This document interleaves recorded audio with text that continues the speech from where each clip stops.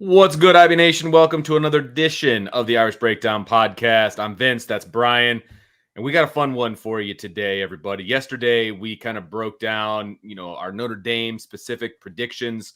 We did our superlatives, most outstanding, most valuable, best lineman, skill, all that fun stuff. So if you missed yesterday, make sure you check that out either on YouTube or on the podcast. And today, we're going national. Brian, we're going national, okay? And we are first going to discuss again kind of a recap of our and some changes. And that's what I was going to say. So we got kind of a recap of our conference predictions, but then also some changes. Things have happened over the last month and a half since we started doing our conference breakdowns and our conference predictions and things like that. And so we kind of went back to the drawing board a little bit. We picked our top teams in each conference, and then we put them into the playoff, and we seeded the playoff, and we threw it through the whole thing all the way to a champion. And so this was fun. This was a lot of fun to kind of sit down and just kind of throw some stuff up against the wall, see what stuck, kind of a deal. And I think I put a little more thought into it than that. Well, I'm not saying thought wasn't put into it, but there's also some gut feeling stuff to it. There's some analytic feeling to it. There's, all these different things. And at the end of the day, neither one of us will be correct when it's all said and done, I'm sure, with reality. But this was fun. I don't like how you're framing this whole thing, Vince. Throwing stuff against the wall. We're probably going to be wrong. Speak for yourself, man. Hey. Okay, stop projecting onto me your Fair enough. Insecurities. Everything I just said over the last 30 seconds applies to the guy in the green. That would be me. But no, I'm excited about this because I think we'll get to the actual the matchups and the seeding and all of that in the second segment. So I'll save that diatribe for that. But so first, we are going to jump into the conferences, Brian, and we're going to go in alphabetical order. So, no allegiance to one conference or another. And we're going to kind of give our thoughts on that conference. So first up, just who we think are the title contenders. We're not going to rehash the deep dive. We're just going to spend a few minutes on each conference, just looking at who we think the contenders are. And of course, the contenders are teams that are then going to be playoff contenders. Yeah. Oh, 100%. But looking at it that way. So, because I'll be honest with you, Vince, I have had some adjustments to my thoughts. Some of it's because of team, some injuries that have happened, kind of. Sure. The other part is just re-looking through the schedules. Some of them are a little easier than I thought. Some of them are a little bit harder than I thought. Okay. There are some teams that I think are, maybe could be a little better than I thought. Some teams maybe not as good as I thought. I think I originally had two teams from the Big Ten in the college football playoff. Now I have more than two, so it's going to be interesting. Very, very interesting to see kind of how this all goes, but it was fun. And that's what this is meant to be, right? Yes, correct. This is meant to be fun. And if you're jumping in our chat and throwing harsh words because you are too emotionally unstable to handle a college football discussion, that's on you. But this is meant to be fun. Now we're giving you honest assessments and honest evaluations. Some Texas A&M fans said we're delusional for thinking that Notre Dame might actually beat Texas A&M. Delusional? Really? Yes. Well, again, it's projection. It's all good. But, this is meant to be fun. And there's going to be some fan bases that are happy with us and some that aren't. There's going to be some that are happy with us at first and then quickly turn on us. There's some that are going to be mad at us at first and then be like, oh, okay, I see how you went with that one. But at the end of the day, Vince, this was fun to put together. And, and then looking at, okay, what's it going to look like at the end of the season? What are we going to get right? What are we going to get wrong? It's like in 2019, I had LSU in the college football playoff. Not a lot of people did. They ended up going that year and winning the title. Last year, I had Washington as a playoff team. I think I had Washington in my national title game. They did that. Now, I was wrong about Michigan, but I was right about them. I was right about Texas. We're going to be right on some things. We're going to be wrong on some things. And it's going to be fun to kind of watch how this season plays out to see what we are right about and what we're wrong about. As we go, we would love to hear from you guys. So, again, the beginning is going to be looking at the conference title contenders. Hear from you guys, and then we'll get into the playoff stuff, and we'll give our 12 teams, and then we'll do some seeding stuff. And then we'll predict first round winners. It's going to be a blast. And then at the end, we're going to do a mailbag. So make sure you get those mailbag questions in now. Put an MB on there. If you put a super chat in, like my guy Anthony Solomon did, thank you for super chat. Anthony says thanks for the shows. I'm very interested in how your playoff predictions look and play out. Me too. Right. First things first, Vince. As you said, conference champs. Right. So let's jump into this thing. We're going to go in alphabetical order. The Atlantic Coast Conference is first up because A is for Apple, and that's the beginning of the alphabet. So we are jumping into the ACC. Love the thoroughness that goes into your thought process. You're welcome. You don't want to get inside here. It's a lot of cobwebs and craziness. So, but no, we are going to talk about our ACC, and I wrote down kind of the top 4 teams for each conference. And so I've got those 4 teams written down. And I think that, if we're talking about teams in contention for the playoff, it pretty much goes 4 deep, depending on which, conference you're talking about. I don't think any conference is going to go more than 4 into the playoff. I would be surprised if that was the case, right? I personally, not to give too much away, I only have 3 as the max going from any conference. And so talking about the ACC, my top 4 in no particular order that I have in here that will be contending for the championship is I've got Louisville, Miami, Clemson, and Florida State. So those are the 4 that I have competing for the top slot in the ACC, or the top 2 to get to the championship. And then, of course, to play for the championship. And then, obviously the winner gets that bye. So what say you on the ACC and kind of where you're at and what teams we're going to talk about here? Really, to me, there's only 3 teams that are worth really talking about as far as ACC title contenders. Louisville would be my next one. But to me, it really comes down to Clemson, Florida State, and Miami. Okay. And 2 of them are proven established contenders. I mean, look, Clemson and Florida State, one of those 2 teams has won every ACC title for the last 10 years outside of there was 1 year Pitt won it, right? And then I think Pitt won it. So, it's going to be interesting. The 2 teams we know about are Clemson and Florida State. Obviously, Florida State's coming off of a 13-0 season. They are the defending ACC champs. Right. Clemson won it the year before, beat North Carolina the year before. They've won it a lot of years prior to that. They've won 2 national titles in the last 10 years, have played for the national twice in the last 10 years on top of the 2 wins. So they've won 2, lost 2, have also had several playoff berths.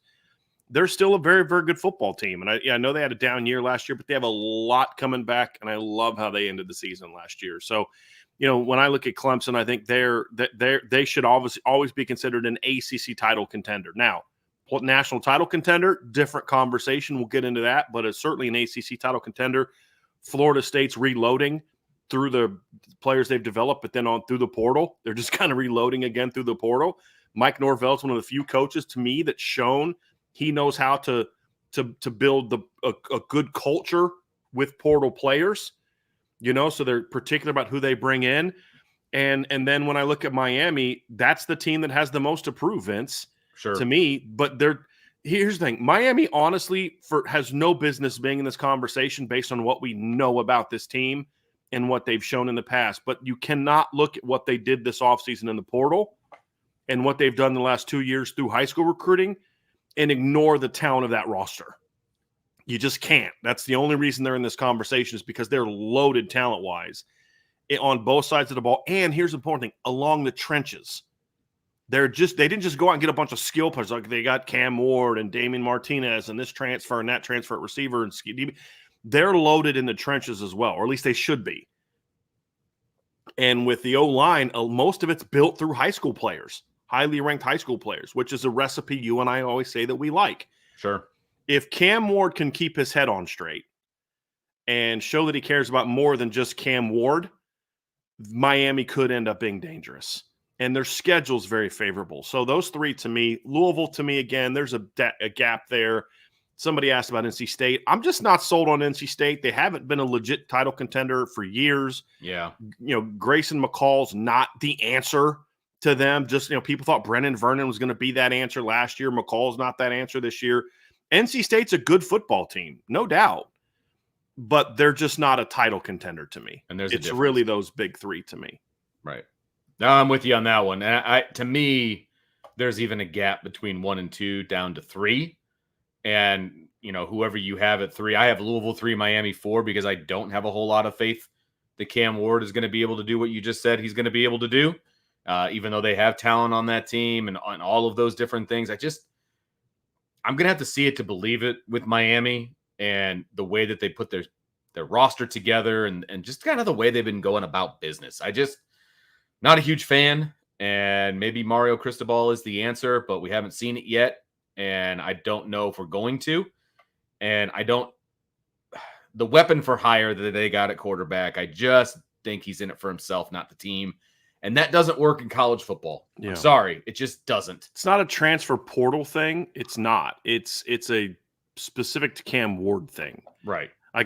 We just talked about Florida State. They have a portal quarterback who's a one-year guy. Notre Dame has a portal guy. You look at our playoff predictions, Vince, and there are several teams that I have that have portal quarterbacks, guys that are going to be portal quarterbacks. I'm looking at it now. Just see, mine are 1, 2, 3, 4. I have 4 teams in the playoff with portal quarterback. First year at the team, portal quarterbacks.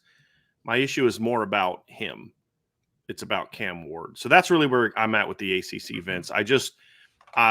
There's a lot of you got to show me there. Yep. And here's like NC State's another team. They've never been a real contender, but they don't have the roster that Miami's put together in the last 2 years through the portal and high school recruiting. That can't be ignored.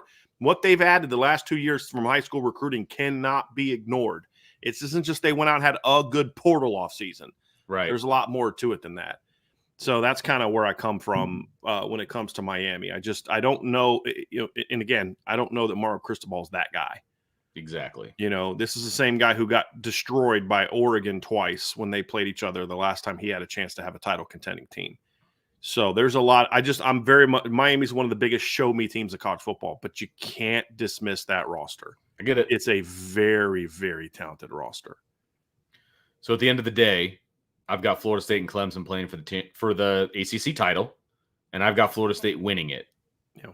So I got Clemson winning it. I have Florida State winning the regular season game and Clemson winning the rematch. Gotcha. So that at least tells you that you will have Clemson in the top 4, and I have Florida State in the top 4. So if anybody's keeping track, if you're trying to figure out our rankings, so you at least know that after our first conference. Second conference to talk about, the one is that is just near and dear to all of our hearts, or at least just nearby. That would be the Big Ten. And so we're going to talk about the Big Ten right now.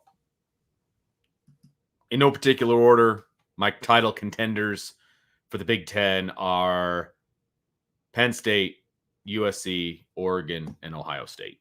Those are my 4. What say you? I have 5 teams at least worth mentioning. You can't not mention Michigan. I mean, they're the defending Big Ten and national titles. I'm just kidding. Not national champions, right? So they have to be discussed. I just don't feel they're a team that really has a chance to win. There's just too much turmoil around that program. They don't have Jim Harbaugh to kind of harness it all.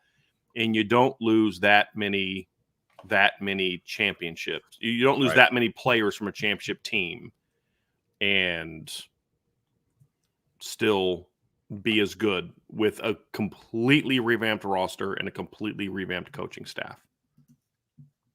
So they're just not in it for me.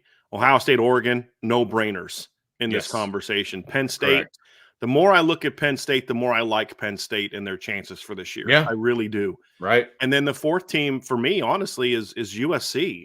I'm going to beat this drum until they prove me otherwise. This is going to be a much better USC team than last year.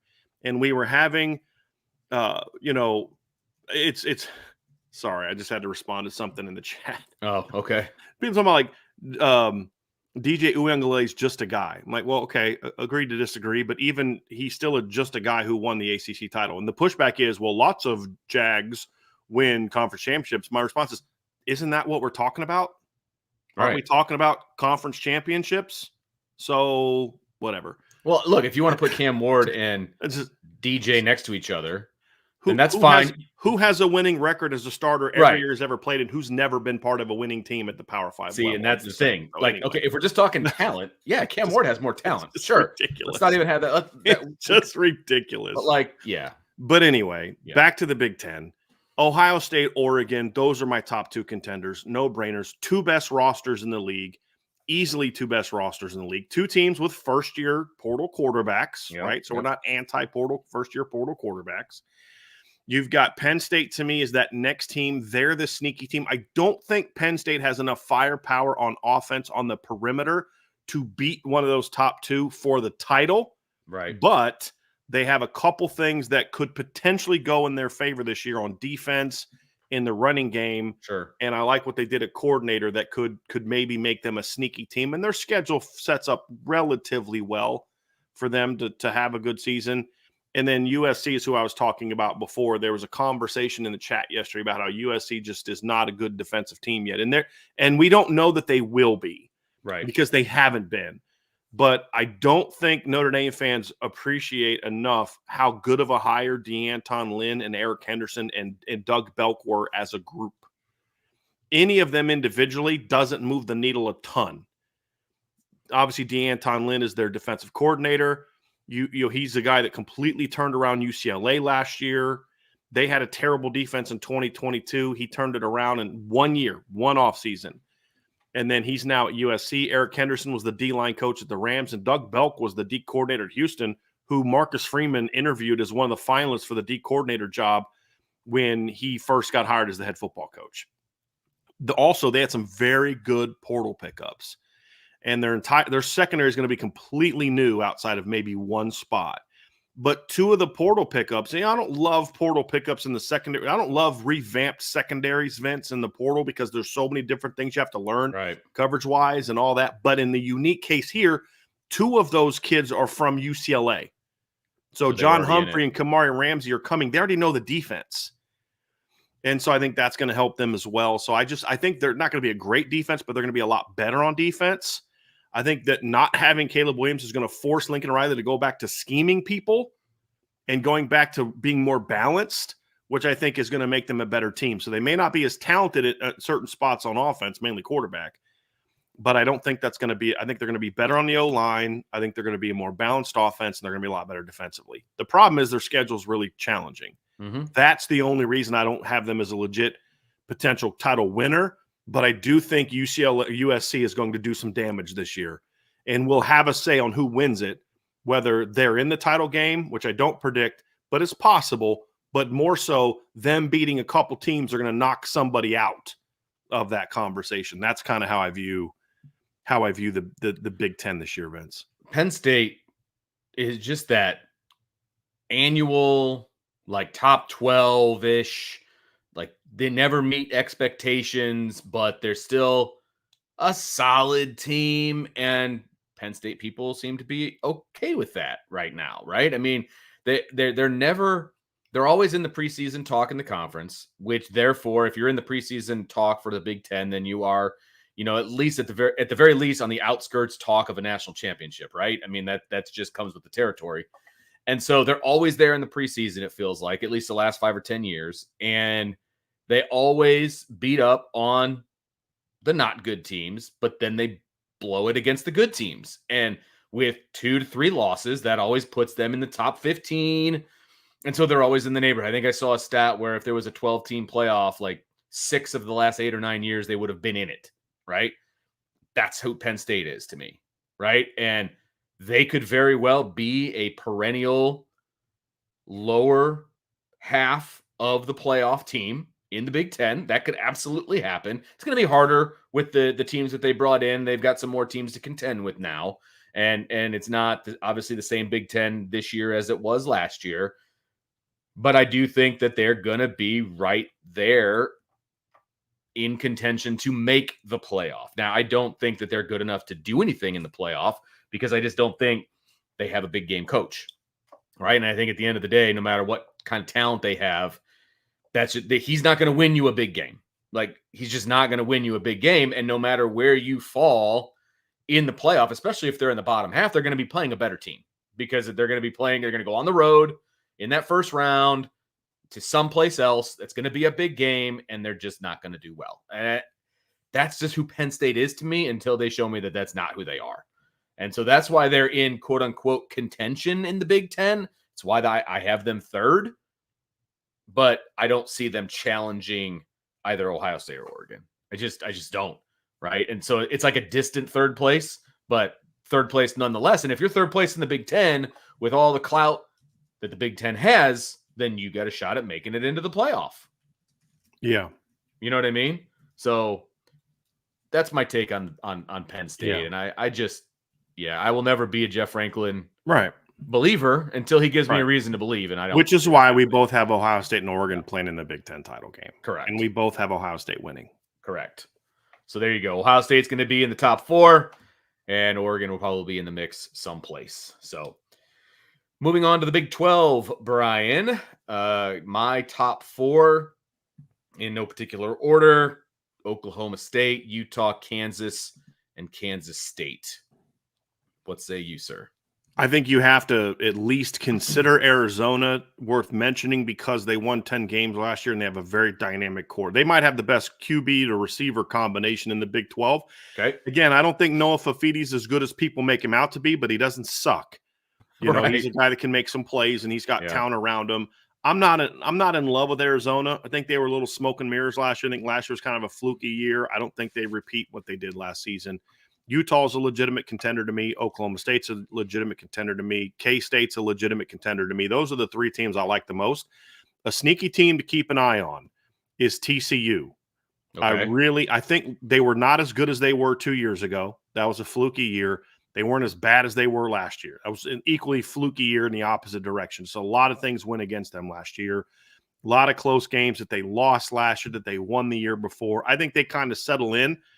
But I think the way that their schedule sets up and the talent they have coming back, if they can get good play at quarterback, I think TCU has a chance to surprise some people and potentially get up into that top 2. So they're the other team that I'm keeping an eye on, along with the others. Because I just think the talent at the top of that league is not so great that it dwarfs the rest of the league the way that Ohio State and Oregon, are just clearly the 2 best rosters there. Miami, Florida State, Clemson clearly have the 3 best rosters in the ACC. There's a big drop-off after that. SEC, sort of similar thing, big drop-off. Big 12 has a lot more teams that are closer together, which could result in there being a shakeup. And a team that we didn't talk about when we did the Big 12 playoff, but the more I study them, the more I'm like, this might just be one of those weird senior veteran returner-laden teams that shocks everybody, is Iowa State. Okay. They have like 20 starters coming back from last year. And, they weren't great last year, but they lost some close games. They were a team that battled. And then, of course, if Kansas can get Jalen Daniels healthy for a whole year, they could be in the mix, which is why we said last week, Vince, this is going to be the most entertaining league to watch. Mm-hmm. I just rattled off 6 or 7 teams that I think could sneak up in there and win the Big 12. Sure. That's not true anywhere else in college football amongst the power conferences. And part of it is because there's really good depth in the league. And the other part of it is because the top teams are not as dominant as the top teams in other leagues. And when you have closer rosters, little things like we're more experienced, our schedule is better, we have more continuity from a coaching standpoint. Those type of things can be separators, from other teams when you're in a league like the Big 12 where there are no superior teams, just a lot of really good teams. And that's what's going to make it a really fun league to watch. Really fun league to watch. Yeah, no, completely agree. And we talked about this last Thursday when we did our Big 12 breakdown. I mean, it's almost like you could throw half the teams in the Big 12 into a hopper and just pull out one of those ping pong bowls and be like, okay, I could make a case for that. You know what I mean? Like, it's the most wide open, I think, of all 4 of the Power 4 conferences. It's going to be the most fun to watch. And this is going to be the one where, because of the parity within that conference, it's where they may get the least amount of teams into the playoff, just because they're going to be knocking each other off. You know what I mean? And I think there's a potential for a really good team to get left out at the end of the day. I think that's an absolute possibility with the Big 12, but there's only so many slots. So we'll kind of see how it plays out. But at the end of the day, Brian, who do you have in your championship game? And then who do you have winning it? K-State, Oklahoma State. I have K-State winning the league. Okay.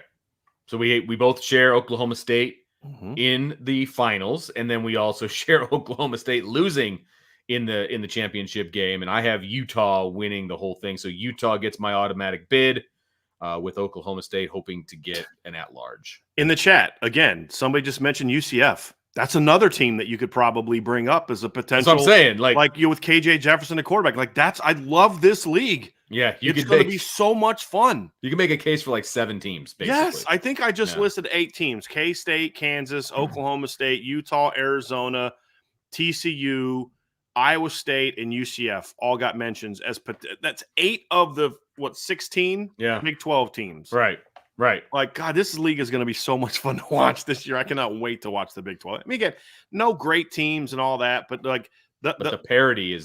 I don't even call it parity. I mean, I hate that word parity. I know what you mean by that. Competitiveness. It's going to be a competitive league. Because Vince, you're correct. Technically, you're correct. But when people say parity, they normally mean mediocre. Oh, yeah. And I don't take it that way. Yeah. I think it's going to be a really fun league, dude. Yeah, my definition of parity is that anybody can win on any day. Yeah. Like that's my idea of parity. That is correct. It's going to be a very competitive league. Right. Very competitive league. And that's why I said I knew exactly as I shut you down. I was like, I know what you meant by parity. It's like the word game manager at quarterback. That's meant to be a compliment, but it's turned into an insult. It's never taken like that. Yeah, right. Exactly. So the Big 12 is going to be a fun league to watch this year. So our last conference to talk about in this segment is the SEC, and we kept them for last because, I don't know, S is at the end of the alphabet. So that's why the SEC is last. And I do think they're going to be the best Power 4 team in this league. And I don't disagree. I'm not one of those people that every year, ACC is the dominant. You know that I don't feel that way. But this year, I do think that they are the best league, the best Power 4 league. If you take whoever you think is the number 3 team in the SEC and you put them up against whoever you think is the number 3 team in the other Power 3 conferences, or the other Power 4 conferences, I don't think it's close. You know what I mean? Like, I don't think it's close. You take their how many? Like, if you take the number 3 team in the SEC and you match it up with the number 3 team in the other 3 Power 4 conferences, I don't think it's that close.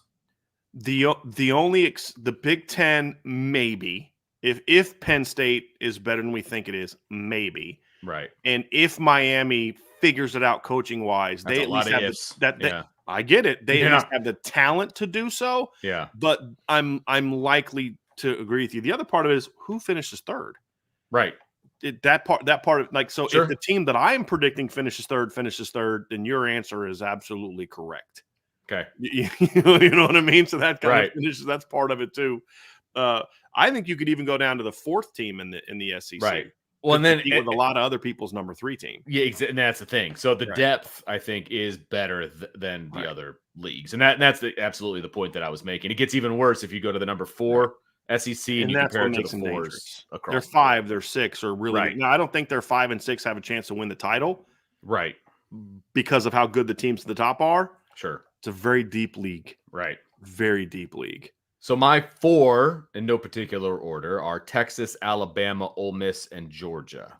Those are my 4 at the top of the SEC. You said Texas, Ole Miss, Georgia, Alabama, right? Yes. Agree. All 4 of those are in my title contenders. There's one team that I do think has to at least be discussed as a potential sleeper team. Okay.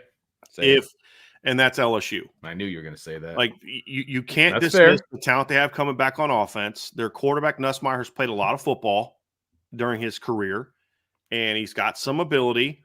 And here's the thing, though, Vince. They're going to have one of the best O-lines in the SEC, and they're going to be very talented on the perimeter. You can't ignore that. Now, do I think they're going to win the SEC? No. Could they sneak in as the number 2? Potentially. Their schedule's challenging. The reason I say I don't think they have really a much of a shot is still their defense just doesn't have great talent. I know, but they revamped their staff. They brought in Coach Davis, Coach D-line. They brought in Coach Baker to be their D coordinator. I mean, they've revamped some things. I believe they brought Coach Raymond back to be their DB coach, they've had success with in the past. I believe they brought him back this year. You know, the problem is they just don't, outside of Harold Perkins and a couple guys, they just still lack talent on defense. That's the problem. And I think that's going to be their undoing. But I think there's enough talent, and Brian Kelly had one of his better off seasons from a coaching changes standpoint in his career, that I think LSU at least needs some conversation here, in my opinion. Tennessee is a team that people are going to talk about. They lost way too much on defense, in my opinion, for them to be in this conversation. They're going to be better than they were last year, Vince. They lost way too much on defense. And Oklahoma, I'm just not a believer in Oklahoma. You lost 5 starting offensive linemen, and you're getting ready to head to the SEC. That's a bad recipe, bad combination of factors. So I'm not on the Oklahoma hype train. Tennessee's not or Missouri's not a legitimate contender to me. I know that they're highly ranked. I just don't see it with Missouri. I think they lost too much off their defense, including players and coaches, and they're just not a team that reloads the way that other teams do. So, but again, that's a lot of teams that other people might mention as potential contenders in the SEC. And again, it just shows how deep this league is of really good football teams. Like, the Big 12 is deep in really quality teams. The SEC is deep in really, really quality teams. You know what I mean? And that's the difference between the two. But those are the teams that I view as contenders: Georgia, Texas, Alabama, Ole Miss, and LSU. That's my legitimate teams that I think are going to be playoff contenders as well as potential title contenders. And then who do you have in your title game? I have Texas versus Alabama. Okay. And I have Alabama winning. Okay. Caleb DeBoer just has the number of Steve Sarkisian so far. Okay. I have Texas and Georgia in the final, and I have Georgia winning it. So, and you know, to kind of go back to the SEC breakdown that we did, I've got Texas winning the regular season matchup between Georgia and Texas, and then Georgia winning the rematch in the SEC title game. So just for context purposes, yeah.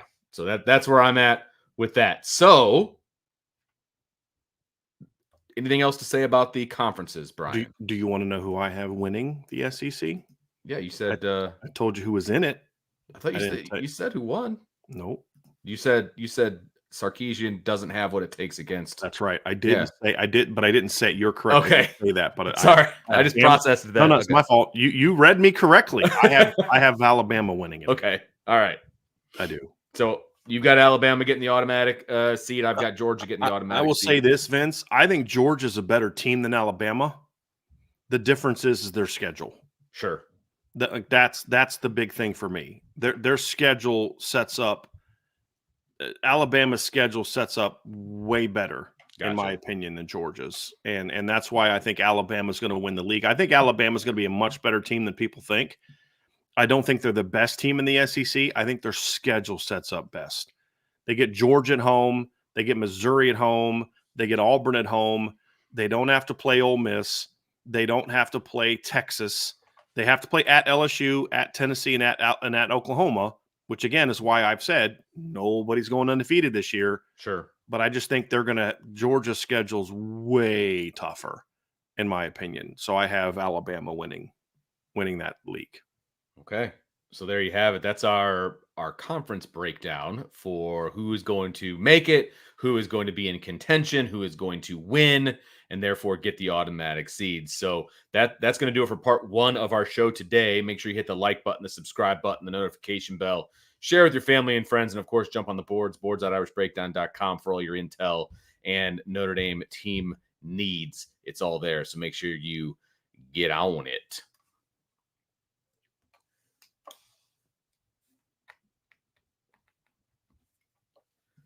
Part 2 of our breakdown today, Brian, is the college football playoff. And it is in case you've been living under a rock for the last couple of years, it is a 12-team playoff this year. This is the first iteration of more than 4 teams being in the playoff. And therefore, it allows for a lot more leeway from us when we're filling out our bracket. And so we've got a lot of fun stuff going on here. We have, when it was all said and done, we only have a 2-team difference in our top 12, but the seeds are all over the place.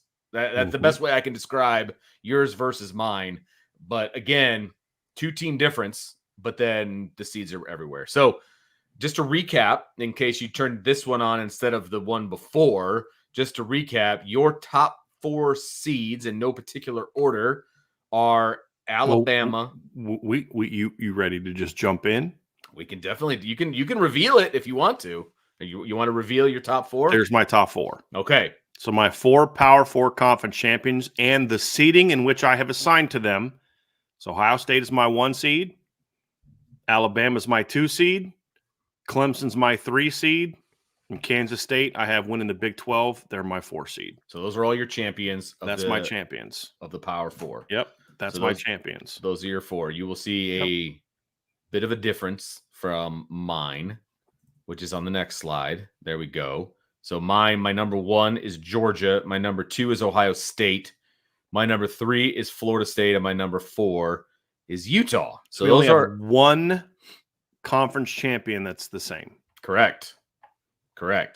But then, of course, a lot of ours, we had similar teams that were competing for that championship. Yes.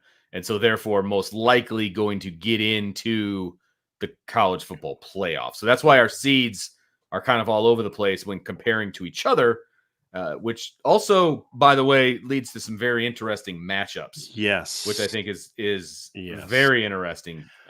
Well, we'll get into that.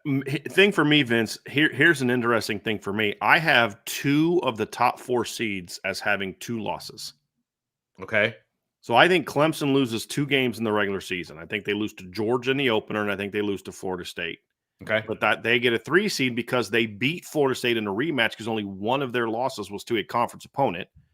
I have Florida State only losing 1 game. Once I went back and redid it, I just can't predict Miami to beat them until Miami shows me something. So only have them with 1 regular season loss, and then that's to Notre Dame, and then they lose to Clemson in the rematch. So even though that Florida State will have a better record than Clemson going into the championship game, Clemson obviously gets a top 4 seed because they win it, and then I have K-State also as being 11-2.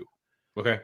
So that's the interesting thing is I just, dude, I'm telling you, I've been saying it all summer. I'm going to stick with it until I'm proven wrong. I think this is going to be one of the most chaotic chaotic seasons we've ever seen because there's a lot of challenging schedules out there amongst top teams. Sure. And because there is a lot more competitiveness, you use the word parity in a lot of these leagues where, like I don't think Louisville and NC State are contenders for the ACC title, but it doesn't mean that they're not going to have a say on who gets in because of teams that they knock off throughout the season. And we're going to see that in all the leagues. I don't think Michigan's a legit playoff contender. Do I think they're going to get swept by every top team in the Big Ten?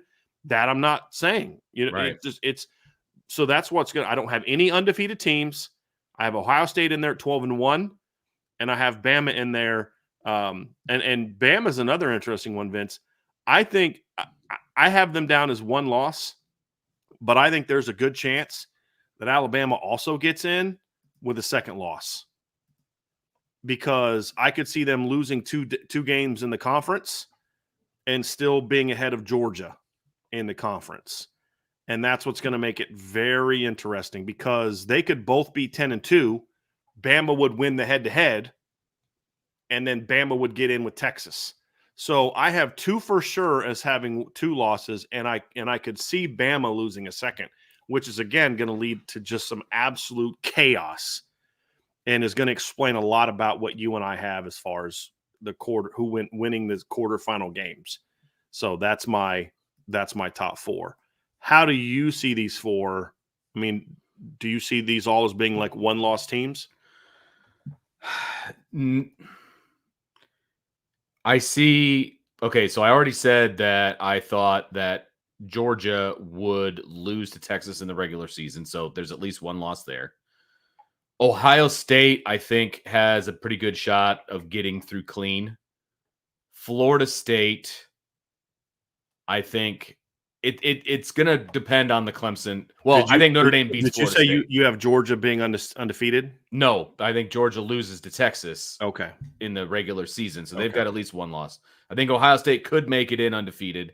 You don't think that they'll be ahead of Georgia? It just depends on a lot of things. I mean, if Ohio State's undefeated, I feel like they're going to be. They could be. Yeah, I mean, they definitely could. They would have beaten Oregon twice, Penn State, Michigan. That's probably true. But I remember I think you had said you and I both agreed during the Big Ten thing that you saw them losing to Oregon. To Oregon. That's right. Oregon the early, and then Ohio State gets the win later. Yeah. Same thing as Georgia. So they've got one loss. Florida State loses to Notre Dame, but I don't think they lose any ACC games.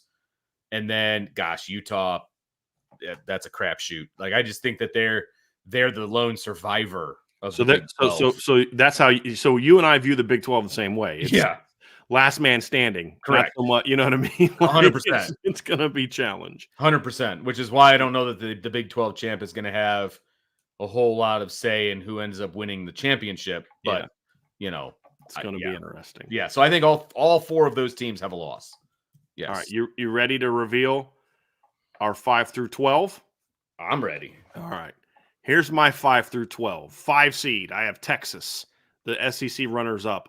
I could see a scenario where Texas has 2 losses and gets ranked higher than Notre Dame. That's actually how I see this. I don't think it's going to be I'll be a little pissed about it, and I'll bitch about it at the time, if I'm being completely honest with you. But I could see Texas dropping a game in the regular season to a Texas A&M. And remember, that's actually how I have Texas season panning out. I have them winning their first 11 and then losing to A&M at the end of the year, being 11-1 and then losing to Georgia in the SEC title game. And I don't think the committee's going to move Notre Dame back up ahead of them if the game finishes like I think. But I could see a flip there between those two teams when it comes to the conference champions. I have Notre Dame in there at 11-1, Vince. Again, as we talked about yesterday, I have no clue who Notre Dame's going to lose to. No clue. I can't point to a single team on their schedule and say they're going to lose to that team. I just think at the end of the day, they're going to lose to somebody. Yep. And Oregon is a team to keep an eye on because I could see Oregon being undefeated going into the Big Ten title game. 100%. And then if they are and they lose to Ohio State, they could be anywhere from 5 to 7. Right. The reason I have them at 7 is because I do have them losing a game in the regular season to somebody, whether it's at UCLA, Ohio State at home, at Michigan, at Wisconsin, home against Washington, somebody. I don't think Oregon's so dominant that they're not going to drop a game.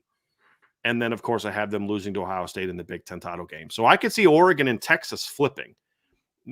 Texas getting an additional loss and then Oregon being undefeated to lose to Ohio State. My number 8 seed is Georgia. I have Georgia right now at 10-2, but I could see a scenario in which they're 9-3. And 10-2 Georgia could be higher than 8.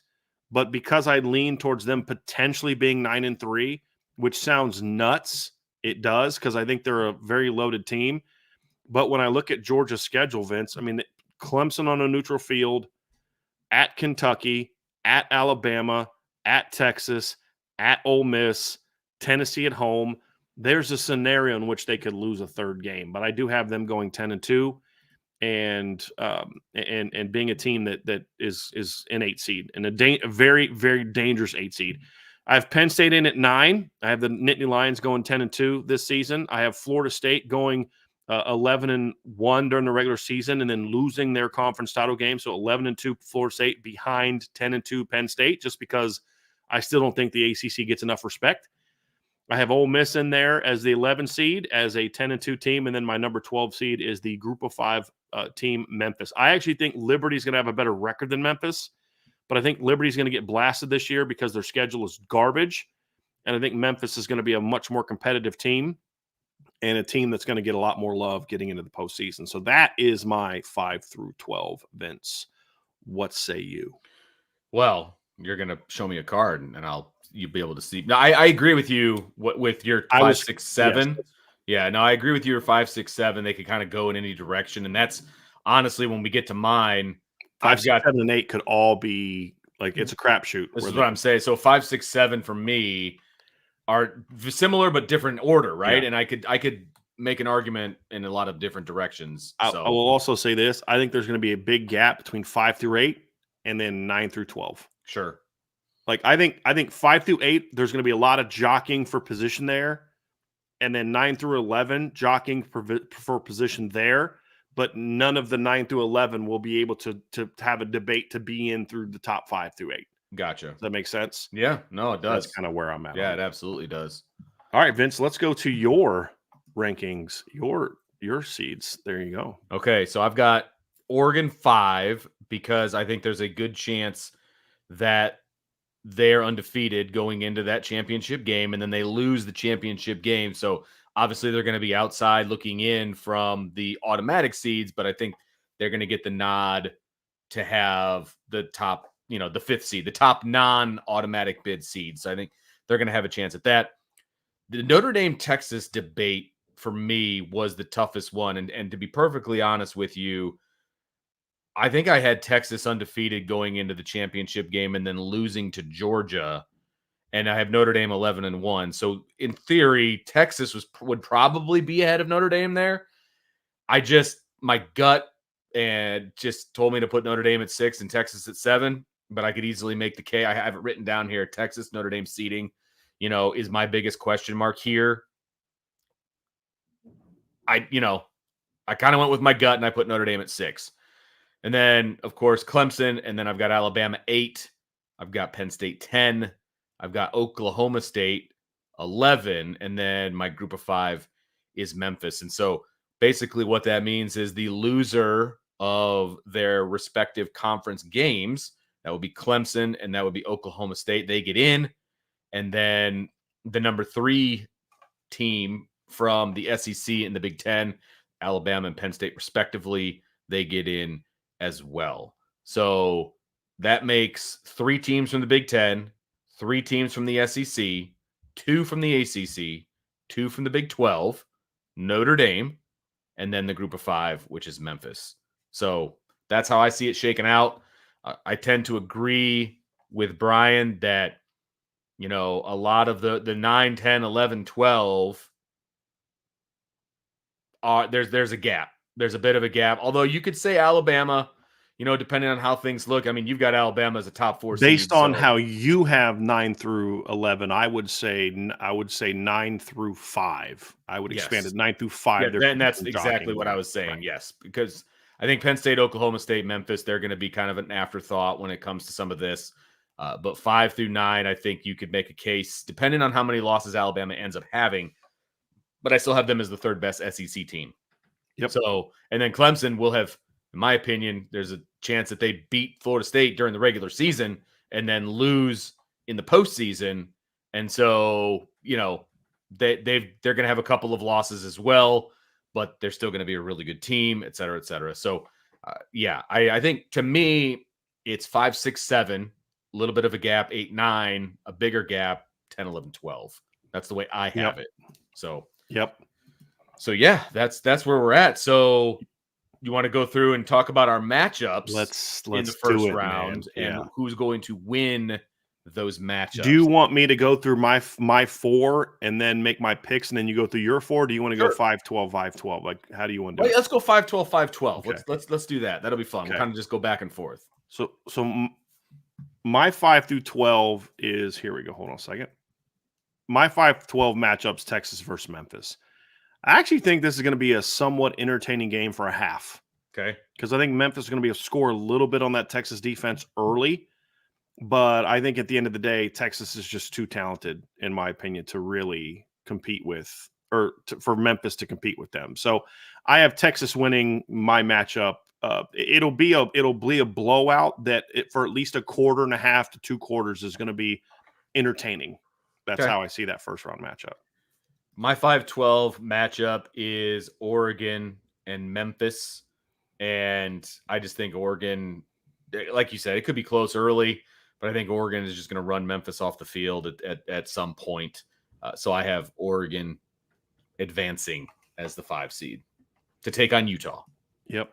Mine, obviously, my 5, Texas wins means they get a matchup with K-State. So we're going to see a Big 12 rematch. Oh, yeah. In the quarterfinals. And I've got a Pac-12 rematch with Oregon and Utah. Yes. So 2 old conference foes going at it in the quarters.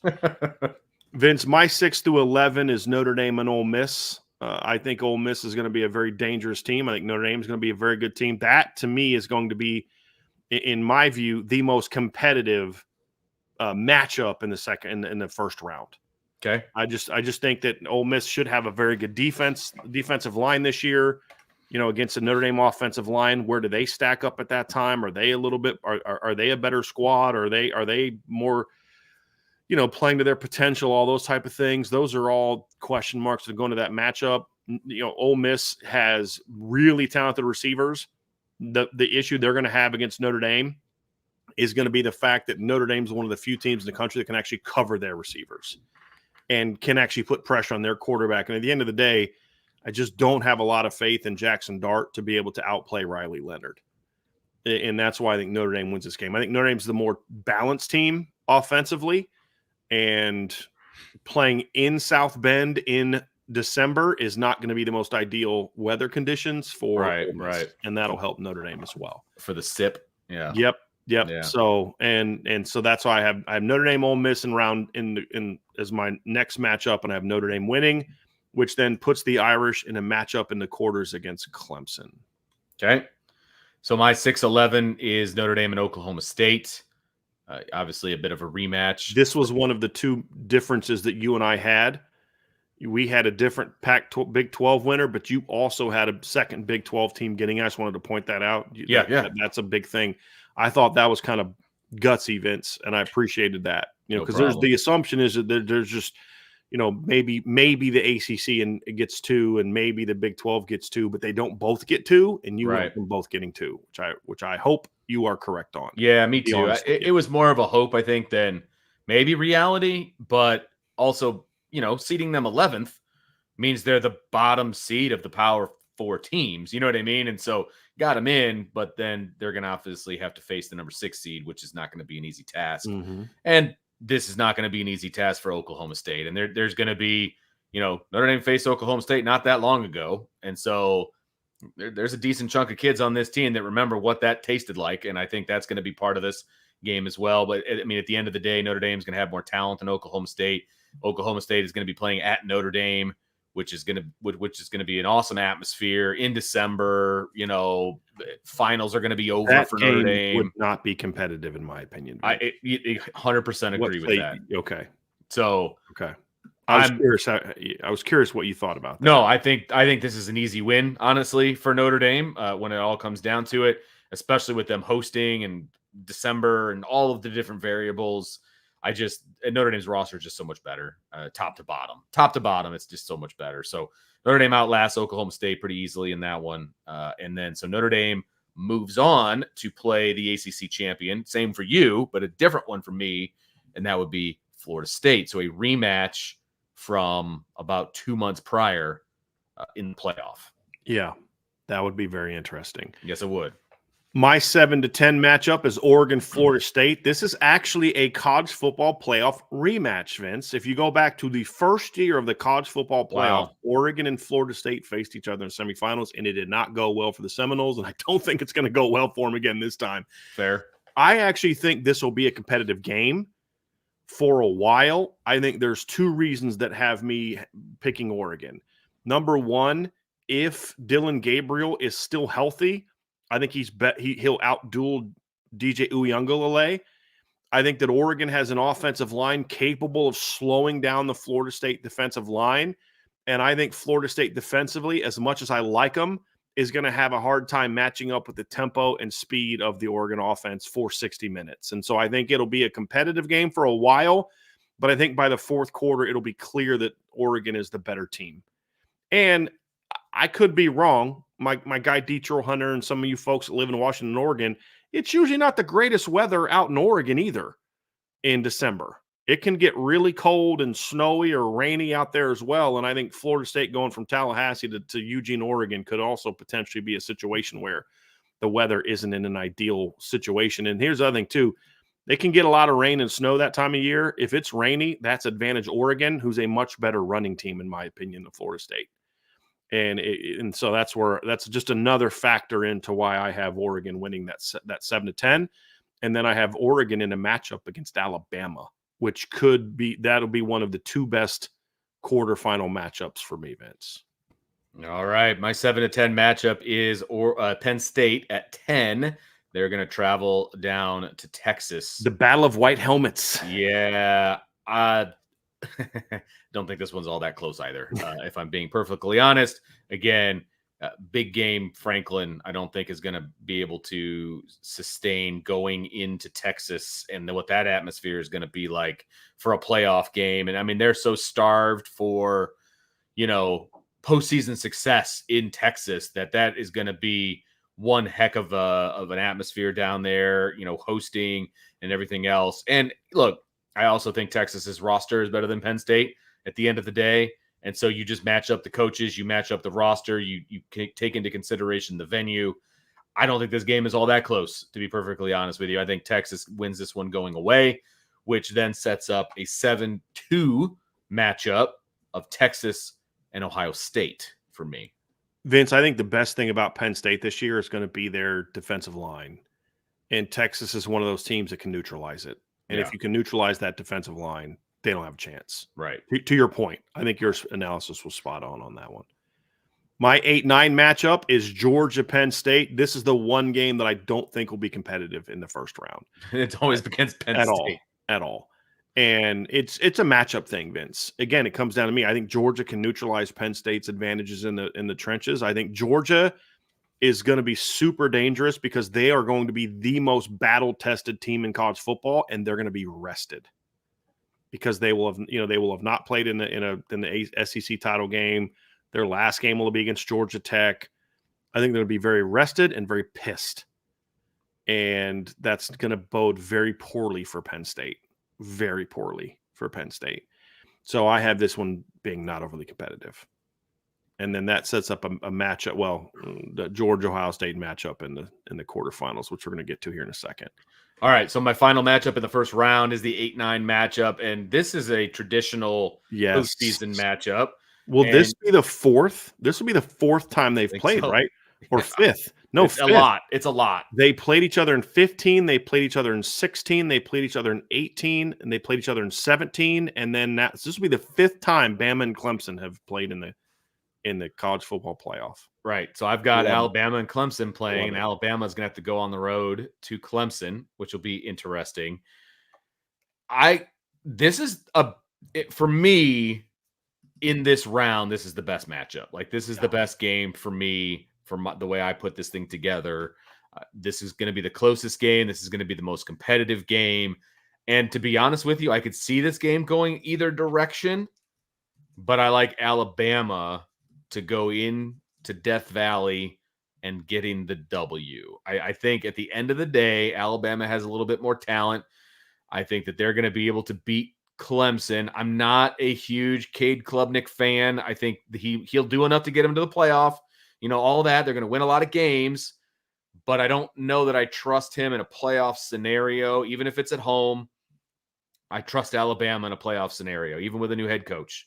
And so I'm going to take Alabama in this one, which then sets up another kind of a perennial these days matchup, and it's going to be Alabama and Georgia in the second round. I'll be honest, Vince. I in that matchup, that would be an ideal matchup for Clemson. Okay, that like of the potential teams they could face, that would be a very interesting matchup. It's going to be the most very interesting matchup. No doubt. I would probably agree with you that I'd probably take Bama in that matchup, Vince, but that would be a very interesting matchup. Yeah. Very interesting matchup. Yeah, by far my best matchup in the first round. So you and I both have all the higher seeds winning in round one, correct? No, Alabama was a 9. Oh, that's right. Yep, you're correct. So other than that, yes. I have all 4 of the top high seeds winning. You have 3 of the 4. Yes. Okay. So let's get into the quarterfinals, Vince. Right. Elite 8. Huh? The Elite 8. Sir. The Elite 8. So I have number 5. Well, you want to go the 4, 3, 2, 1? We'll go that way? Yeah, that's fine. Okay, so I have number 4 Texas against number 4 Kansas State. I actually think this will be a gritty, competitive game. K-State always plays Texas tough. I think Chris Kleiman's a heck of a football coach. The fact that it's on a neutral field takes away any type of advantage that K-State might have in that regard. I think this is going to be a heck of a contest. I think it's going to be a much more competitive game than people think. But in the fourth quarter, Texas just has too much firepower, and they pull ahead and beat Kansas State in the quarterfinals. That is my. So number 5 beats number 4. first upset from a seeding standpoint of the postseason for me. Okay. I have number 5, Oregon, playing number 4, Utah. And this is why are you laughing?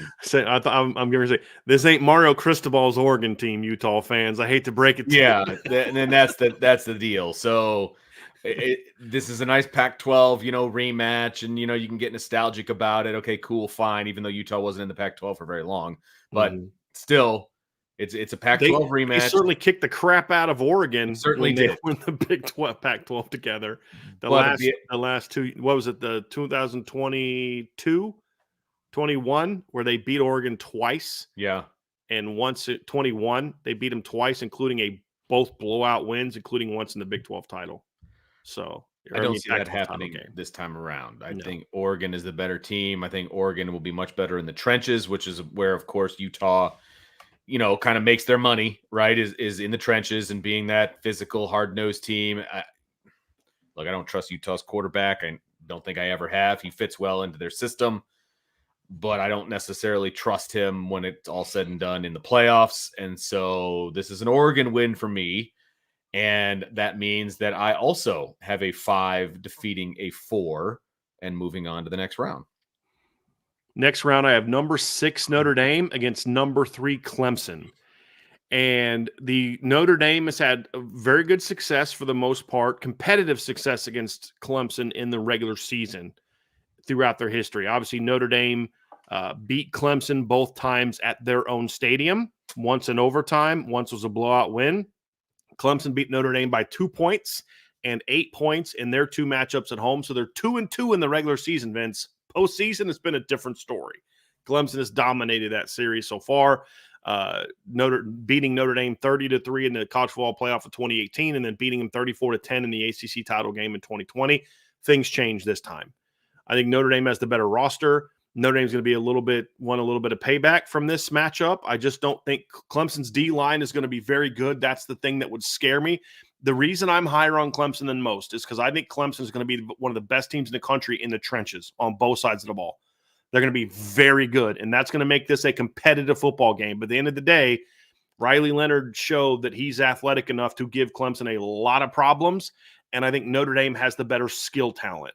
Think about that, Vince. Think about that. I think this is going to be a great game in the trenches. Notre Dame has the better quarterback, significantly better quarterback, and Notre Dame has the better skill talent. And at the end of the day, that's why I have Notre Dame beating Clemson in the quarterfinals and advancing to the college football semifinals. Okay. So my 6-3 matchup is Notre Dame at 6, and the 3 is Florida State. So this is a rematch from the regular season, which I am also very curious to find out. We're only going to have 1 year under our belts at this point from a seeding standpoint. I am curious to find out if they try to avoid regular season rematches, if they can at all. You know what I mean? If they can avoid it, if they try to avoid it. I am curious to see that, because this is obviously a rematch, and I think Notre Dame beats Florida State in the regular season. And while it's very difficult to beat teams twice in a row, I understand that. I still think Notre Dame has the better roster. I think they're the better team. And obviously they will be more well-rested than Florida State, because Florida State has to play in the conference championship. And so Notre Dame will have, I guess Florida State will have the bye too. So they'll be equally rested when it comes to this round. I just like Notre Dame better than Florida State. I think the coaching is better. I think the players are better. I think Notre Dame wins this one. So I have number 6, Notre Dame, advancing to the next round. I would be very nervous about having to win 2 games against Florida State. I get it. But I don't disagree with anything you just said. But that would make me very nervous. Very nervous. My next matchup, Vince, is number 7 Oregon against number 2 Alabama. And I'm going with Oregon here, Vince. I think that this Oregon team is a very balanced team, offensively, defensively. They've got good skill. They're good in the trenches. I really like this Oregon team, not as much as what their preseason ranking is going in, to be honest with you. But I think this matchup looks very good for Oregon. And so I have Oregon actually winning this matchup. I don't know that Alabama's going to have the talent on the perimeter that Kalen DeBoer had that allowed him to beat Oregon twice last year in close games. At the end of the day, Oregon just couldn't cover for 60 minutes Rome Odunze and Jalen McMillan and Jalen Polk and those guys. Bama doesn't have that type of firepower on the perimeter. And I think that ultimately is Alabama's undoing, which is why I like Oregon in this game. It's funny because I've said before the season starts, I think Oregon is overrated as a top 3 team, but I have them on my Final Four because, as you've said, Vince, matchups. It's about matchups. Yeah. Matchups matter. Yep. And I think, and this is where the playoff is going to be fascinating because they're playing the 2 seed, but I don't think Alabama is going to necessarily be the second best team in college football because of the way the schedules are this year and just the way that, you get that seed because you won the SEC. So it's going to be very interesting, but I actually have Oregon winning this game for my 3rd straight quarterfinal upset. Okay. My next round is number 7, Texas against number 2, Ohio State. This was a very difficult one for me, and I almost don't like what I came up with as I'm sitting here looking at it. To be perfectly honest with you, I feel like when I'm looking at the matchups, and this is where it gets in. We have a card for the Final Four, don't we? We do. You made one? Dang it. Yeah. Okay. So I can't change. All right. So I'm trying to talk myself back into what the decision that I made, if I'm being perfectly honest with you. I have. What did you have and So it's Ohio State versus Texas. I have Ohio State winning it over Texas. Okay. The more I look at it, the more I kind of lean towards Texas. And here's my reason why is because I think I trust Quinn Ewers more than I do Will Howard or whoever the quarterback is at Ohio State by this point in the season. I think I trust Steve Sarkisian over, Ohio State's head coach. Vince, I don't know what you wrote down on your piece of paper, but. Oh, you have Texas for me? That's what you gave me when we talked. See, so I'm like, no, I don't know what this guy's talking about. Hold on. See, I have Texas as a 7 seed. Oh, see, there you go. Okay, yeah, that's yours. Right there. Yep, that's me right there. Okay, yeah. My bad. You have Texas. My bad. Whatever. I picked Ohio State. I'm going to stick with my pick because I'm going to be that guy. I will stick with my pick. I have Ohio State beating Texas in this round, but I could very obviously go either direction with this one. This would be an amazing game to me. I think Texas-Ohio State would be an amazing game to have in the Elite Eight, and the winner having the right to play Notre Dame. Yeah. So that's going to be very interesting. So my final matchup is number 8 Georgia against number 1 Ohio State. This is the worst case scenario for Ohio State. This is we're the number 1 seed and we get stuck with this. And it really comes down to, again, I just think Georgia's schedule is going to be so brutal that it's going to be hard for them to be seated higher than 7 or 8. That's my thoughts, because I think Georgia's very good this year. I don't think they're 2021 good, but I think they're very good.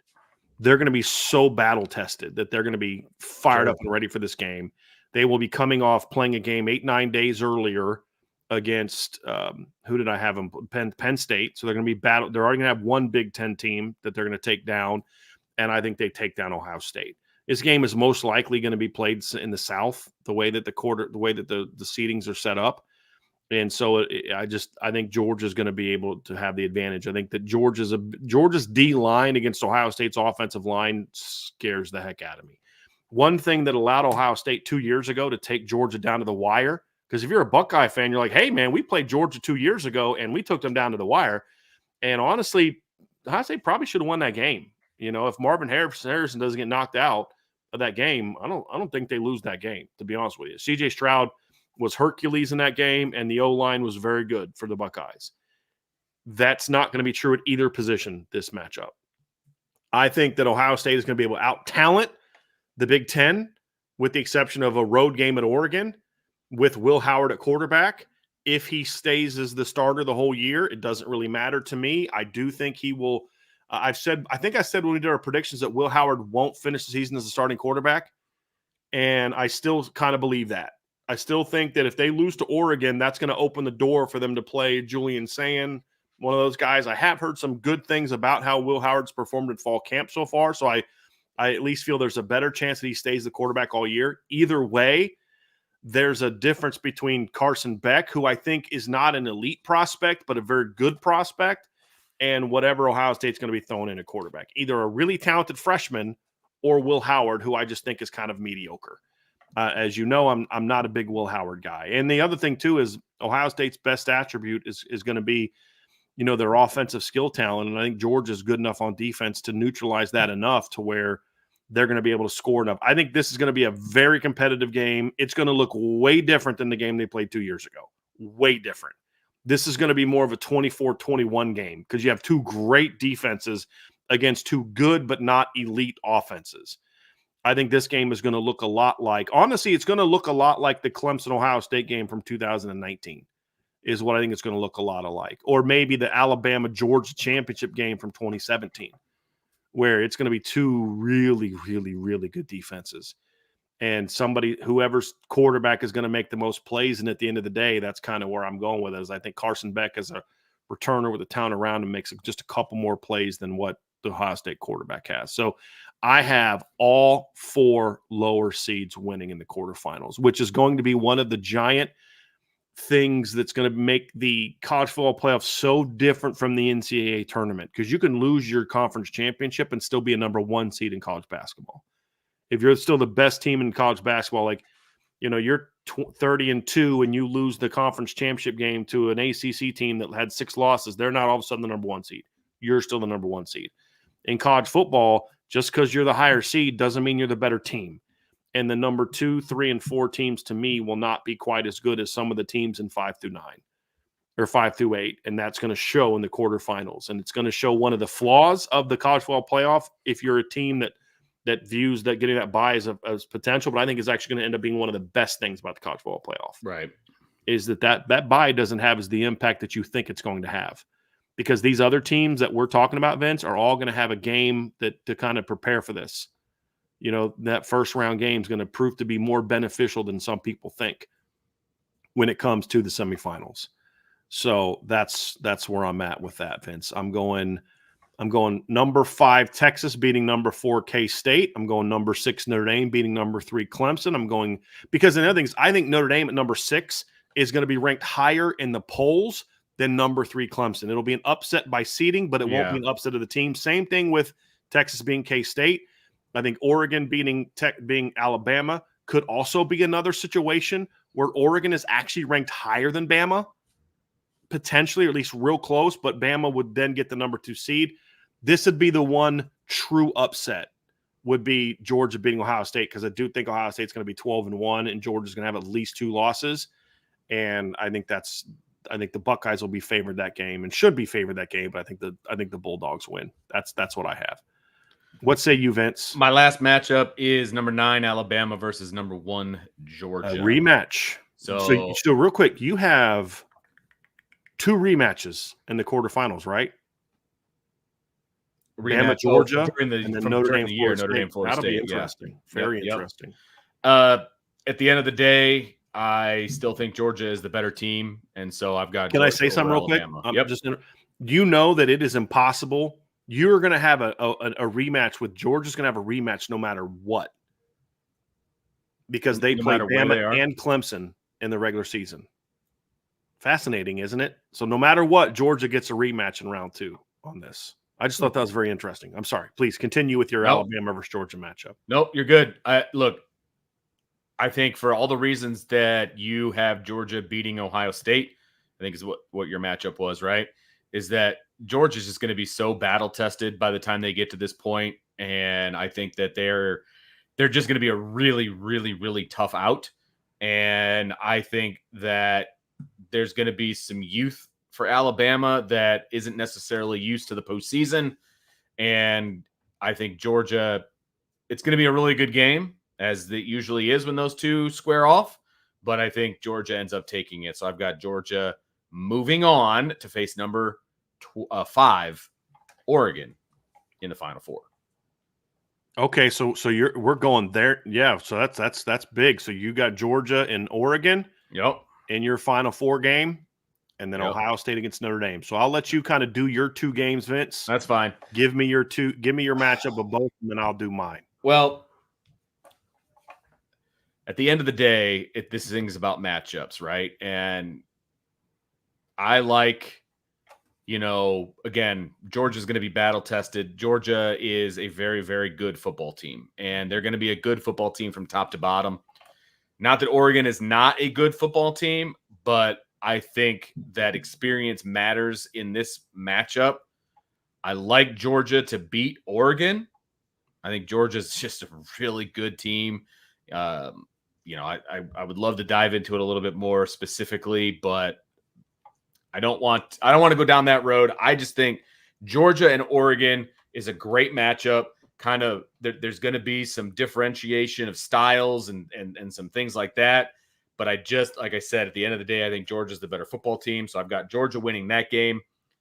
Ohio State, Notre Dame. Can I just say something real quick about that? Yeah. In these matchups, the master has always kind of dominated the apprentice. Right? I mean, Kirby with Alabama. I mean, right. Kirby got like 1 win late, but like overall, I mean, even last year, Alabama didn't have that good of a team, and Georgia had supposedly the best team in college football, and they matched up in the SEC title game, and Nick Saban got them again.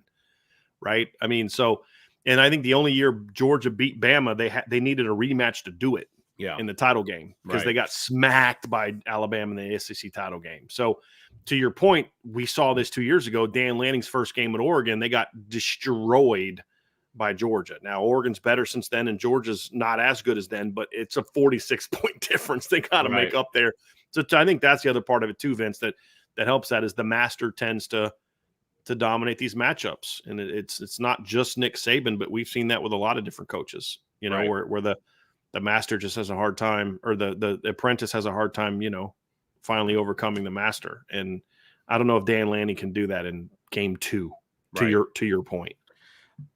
The other matchup with Ohio State and Notre Dame, this is a fascinating one for me because without knowing any of the matchups, I have predicting Notre Dame and all of that before I put it all down on paper and was able to tell who was going to play who and when and all of those different things. My prediction for Notre Dame is that they win 2 games in the playoff, and that was it, right? That was going to be their spot. And so that means it gets them to this spot, and then they lose. The difference for me now is that it's against Ohio State, okay? And, we talk about matchups all the time. We talk about, rematches. Look, Notre Dame and Ohio State know each other pretty darn well at this point, considering they played each other the past 2 years. Notre Dame was knocking on the door the first time. They probably should have lost that game. Maybe Notre Dame overachieved a little bit in that first game. Depends on your definition, and that's fine. I would agree with that. Yeah. That's fine. Game 2, Notre Dame should have won that game. Notre Dame should have won. Notre Dame underachieved in that game. Correct. Notre Dame should have won that game. They didn't. Hats off to Ohio State. They went and won that game when it was on the line. They took it down the field. They did what they needed to do to win the game. I'm not saying that they didn't earn it at the end, because they did. But Notre Dame freaking earned it for 3.5 quarters, and they lost. Okay, it's not sour grapes. It's just an analysis of that game. If they face off again, I just don't see how Notre Dame can lose that game again. I just don't.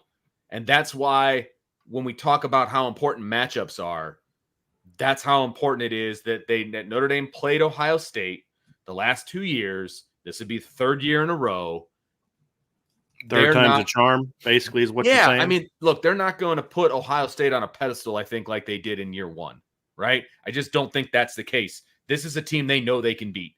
There's going to be a mental edge for Notre Dame at this point if they play them a 3rd time, and you throw in the fact that this is an opportunity to get to the national championship game and everything that goes along with that. I can't choose against Notre Dame here, even though, like I said, I think realistically, depending on matchups and all of that, I think, I predict Notre Dame to win 2 games in the playoffs. This is where they would lose. But if they're going to play Ohio State in this game, I think Notre Dame wins. and that's why I have Notre Dame moving on. So this is not a I'm a Notre Dame fan, you know, all of that. That has nothing to do with it. It has to do with analyzing the 2 games before that they played Ohio State and analyzing this game. And I think Notre Dame wins this game. You know, Vince, so you have Georgia versus Notre Dame, the title game. Here's mine. I have Texas versus Notre Dame, Oregon versus Georgia. 5, 6, 7, 8. Yeah, as I said, I had all the lower Crazy. seeds winning, you know, and I didn't want to do it because I'm like, that's just crazy. But that's like you said, that's where the matchups kind of led me. Oregon, Georgia, I already explained it, you know, kind of in your breakdown of that matchup. The Masters usually wins that battle. And I think this is going to be a year of progress for Dan Lanning, but also a year of we're not there yet. Sure. In my opinion. And, you know, I think of that Georgia defensive line and Michael Williams and those guys kind of getting after it. They're one of the few D lines that I think can have success against Oregon's offensive line. And so I think at the end of the day, Georgia wins in a very competitive game that's going to have a lot more scoring than the Georgia-Ohio State game is going to have. Not like 40 to 40-something to 40-something, but in the 30s is kind of where I see that game being played. The Texas-Notre Dame game is very interesting, Vince, and I'm going to be honest with you. You know, actually, I have this wrong. Now that I look at it, I have this wrong. So it should be actually Texas and Georgia and Notre Dame and Oregon. So I actually have my card wrong. Gotcha. So I'm gonna have to kind of rethink this a little bit. I'm gonna actually get this card right. So I'm gonna make the card correct, and then I'm gonna put up the new card so I don't look like an idiot. And we'll get this correct as I'm explaining it. But yeah, I'm looking at it, I'm like, that doesn't make sense. So let me get this card correct, and then I'm gonna to get this new card here, Vince. So just give me 1 second because it's gonna confuse me the entire time I'm talking about it. Yeah, So, it will confuse me as well. Yeah. So let's get this card up there and make this one correct, right? So let's go there and go zoom to fit, and we're all set. All right, so that's more like it. So completely ignore everything I just said. Texas, Georgia, same deal though. I think Texas is going to have the firepower to score on Georgia a little bit, but at the end of the day, I just think Georgia is going to be the better team in the trenches. I think Texas matches up better against Georgia than does Oregon. But here's the problem. Georgia will have, what do I always say about rematches between good teams? Georgia will have lost at Texas in the regular season. That's why partly why Georgia's not a semifinal team, right? I mean, excuse me, a conference champion, a bye team.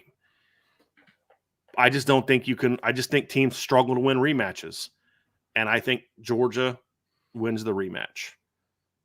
I've been consistent about rematches, right? And that's why I even said with your Notre Dame Florida State rematch, that makes me very nervous. Now, of course, in recent years, a lot of rematches have resulted in the same team winning. Sure, but that's been primarily in the Pac-12. That's primarily what's happened, where Utah beat USC twice and then Utah beat Oregon twice. A lot of other leagues, the rematch usually doesn't work out well unless there's a big gap between teams. Like the year that Oklahoma beat TCU twice, they were a way better team than TCU was. The other year, I think it was 19 when Texas beat Oklahoma in the regular season, then Oklahoma won the rematch. I think it was 18 or 19 when that happened. So I'm going Georgia still here, so my title game card will not have to change.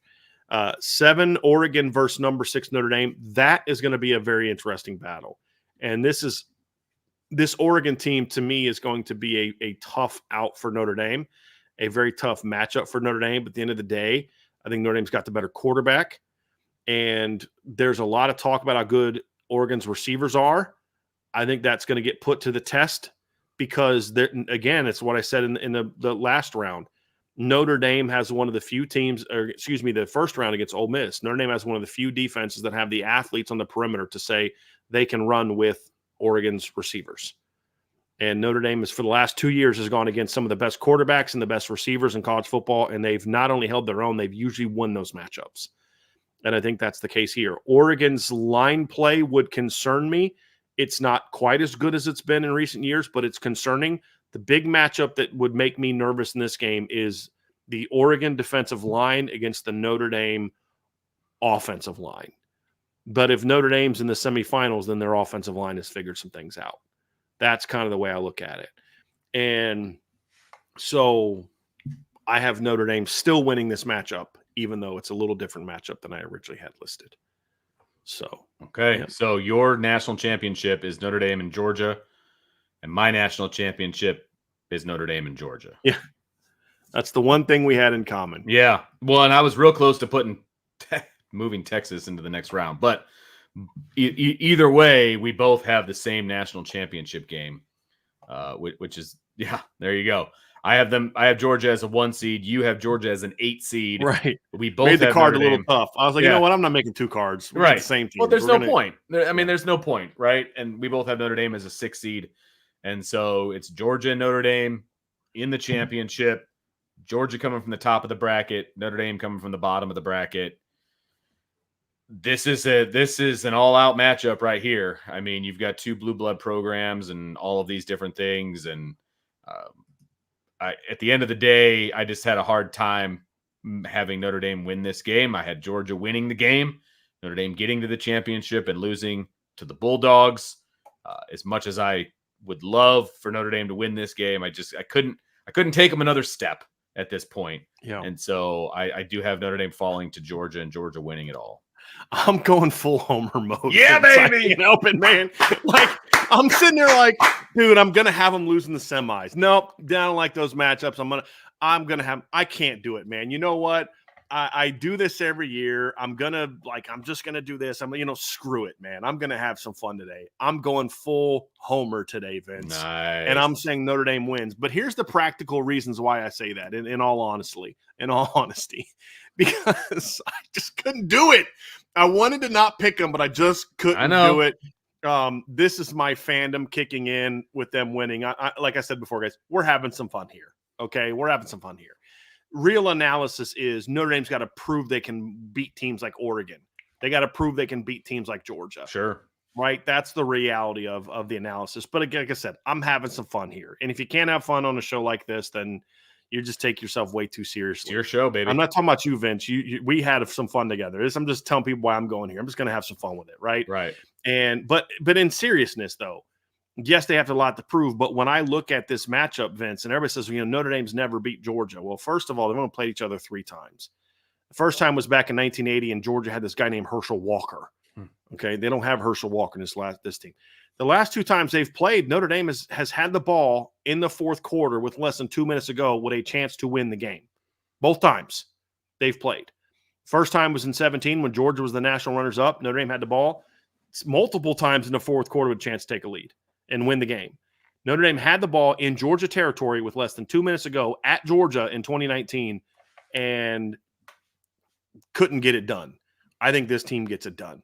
They're very similar in style. Cincinnati also with Mike Denbrock and Marcus Freeman as their coordinators played Georgia in the Peach Bowl and took them down to the wire. That was another game. So this is a staff that is very familiar with Georgia. And I just feel when I look at this football team, Vince, that was the 2020 season, by the way. Cincinnati lost to Georgia 24-21. I do actually, in all seriousness, think this is a matchup that Notre Dame can keep competitive. I do. I think at the end of the day, teams like Georgia have had Bama, when they play real mobile quarterbacks, they have some issues. That's basically where it comes down to. And I think Notre Dame having a dynamic quarterback, that's the one thing they didn't have, is a dynamic quarterback that could throw in either of those 2 matchups.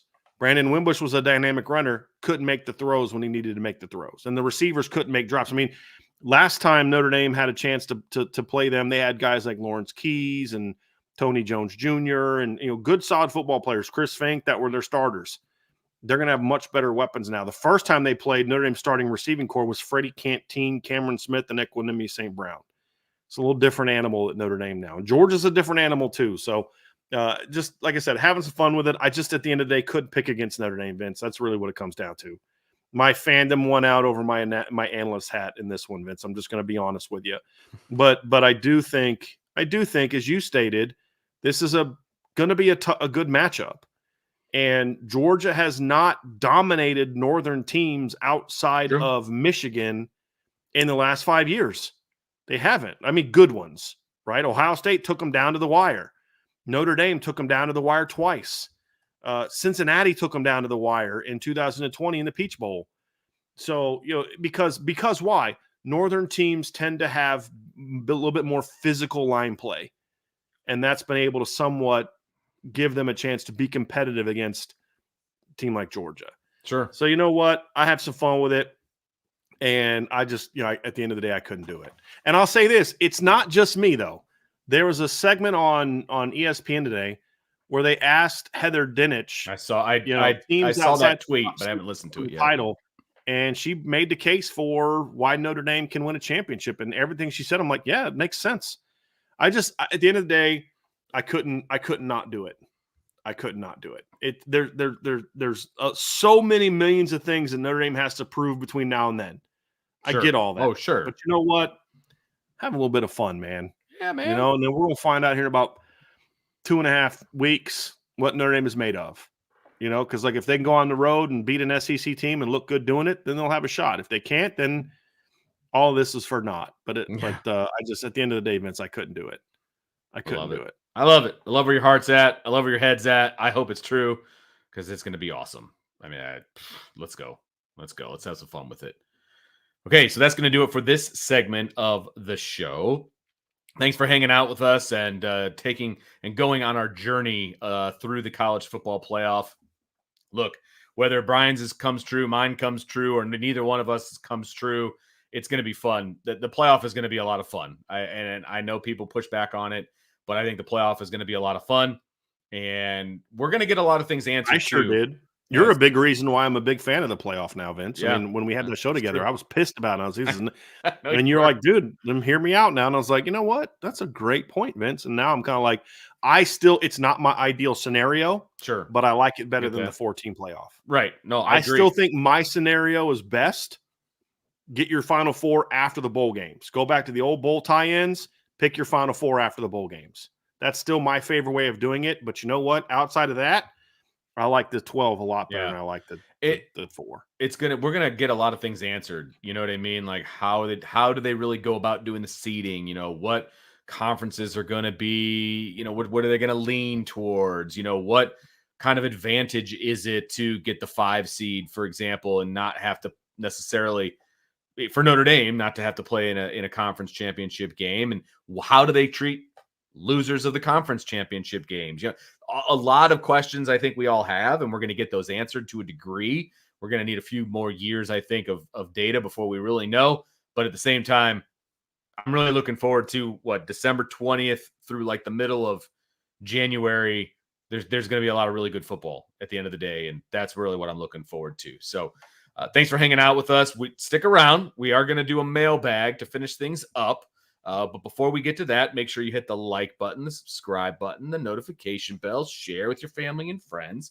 And of course, as the scroll goes along the bottom, make sure you jump on the boards@irishbreakdown.com. You can take the discussion that we just had over to the boards. I bet there'd be a lot of fun with that. Maybe we'll have to put together a graphic showing, our thoughts and just let people have at us over there on the board. I think that might be a lot of fun too. So make sure you get on the boards. A lot of good discussion, a lot of good intel, good stuff happening over on the boards. That's boards.irishbreakdown.com.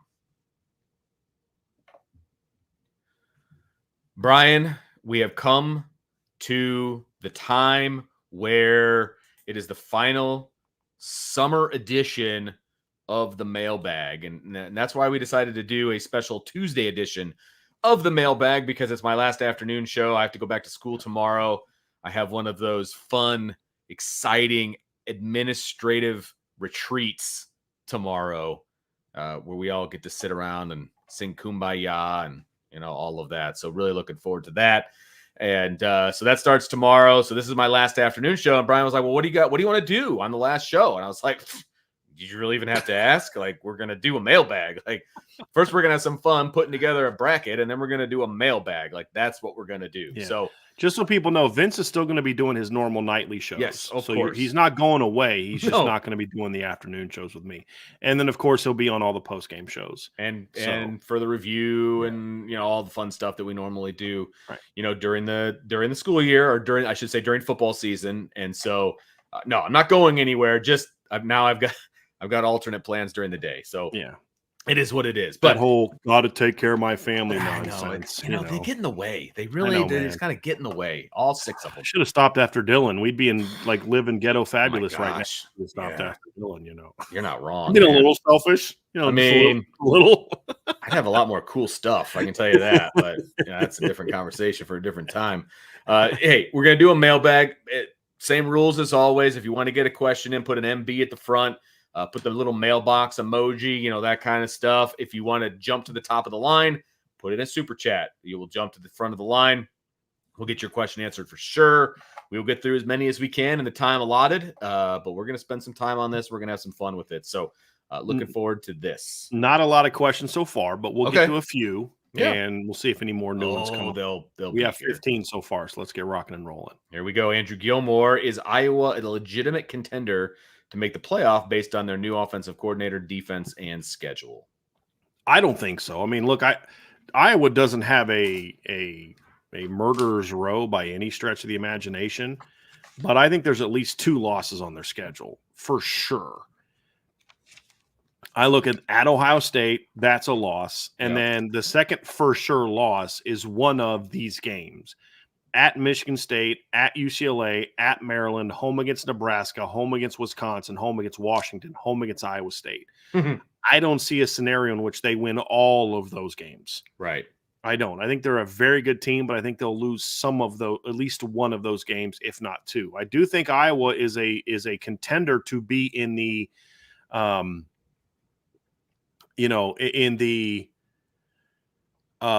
to say, how can I say this? I think that Iowa is a contender to be in the Big Ten title game. Okay. As a 2-loss team.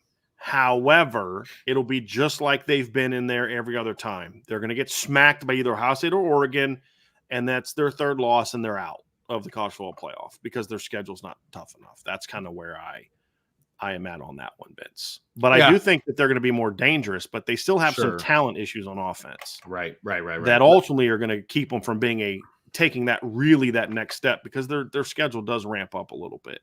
Look, they got shut out 3 times last year, right? I mean, you're just bringing in a new offensive coordinator. It's going to solve some of your problems, but it's not going to solve all of your problems overnight. And so they're not going to be an offensive juggernaut to go along with that really, really good defense. And so at the end of the day, you need to score points, and they'll score more points, but I don't think they're going to score enough points. Yeah. And, like you said, their schedule is not murderer's row, but it's not super easy either. And so, if things shake their way, they've got a shot at getting into the Big Ten championship. But if they do, they're at least going to have 2 losses, and they'll lose if they lose the Big Ten championship. Now they've got 3 losses, and I just don't see a 3-loss team from the Big Ten, depending on the way things shake down, making it in. If there is a 3-loss team that makes the college football playoff, it's going to be a team with a much tougher schedule than that. Yeah, exactly. Yeah, honestly, USC could be a 3-loss team that makes it. I mean, if you look at USC's schedule, Vince, they could have enough big wins that they could be a 3-loss team that gets in. I mean, think about it. Let's say they lose the opener to LSU. They lose on September 21st to Michigan. And then, I don't know, let's say they lose to, Wisconsin or something like that. And then they go on a roll and beat Penn State and beat Washington and beat Nebraska and Notre Dame. Maybe they get in. Or if Michigan only has 2 losses, and let's say they split Notre Dame and UCLA and LSU, lose to LSU, beat Notre Dame, and then they lose to Michigan, and then they run the table the rest of the way and beat Wisconsin, beat Penn State, beat Maryland on the road, Washington on the road, Nebraska, UCLA on the road, and Notre Dame, and they're 10-2, and they lose a barn burner to Ohio State or Oregon in the conference championship. Yeah, that's a 3-loss team that would have the schedule to get in. Iowa doesn't have that, in my opinion. They won't have that. But at the end of the day, I don't think it's going to really matter. I don't think they're going to be a 2-loss team at the end of the day, and I don't even know that they're going to be a 3-loss team if they're in the Big Ten title game. I think they would make, we'll see, but I just don't have them being there. I think they're going to be a more dangerous team to some of those bigger teams, but I still think that it's going to take more than 1 year. You know what I mean? Yep. Agreed. Yeah. I need to see a year of them being productive offensively before I get too on board with the whole Iowa thing. Yeah. It's going to take them a year to really rebuild that, completely rebuild that thing. All right. Here's a quick one, Vince. This is from Joshua Nip. Brian, where did you find your hat? I bought it at the Notre Dame bookstore last summer. Did you? That's a bookstore buy, huh? That was a bookstore buy. Yep. Okay. It was a bookstore buy. I don't do big that baller. Very often, but that one was really big baller hitting the bookstore up. Yep, that's where impressed. I got that one. Anthony Solomon, confidence level Notre Dame beating A&M with CJ and confidence level without him. I believe he's referring to Charles Jagasaw. Okay, I was like, CJ Carr, I don't think he's scheduled to play. Referring to Charles Jagasaw. Fair enough. I mean, look, confidence level that they're going to beat them without him is still like a 7 or 8 in that neighborhood. If we're talking like 1 to 10, I'm still there because Notre Dame does have other weapons besides their left tackle. Like the season's not over because Jagasaw's not in the lineup. It makes it a little bit more difficult, sure. But I'm still at a 7 or 8 in that regard. And it may grow the more I see this team before that first game. I just don't know that Charles Jagasaw as a redshirt freshman would have had the type of make or break season that can change my ultimate opinion of Notre Dame. Right. That's, I also don't think Tosh Baker's as bad as people make him out to be. I mean, we've seen the kid start a game. We've seen him play.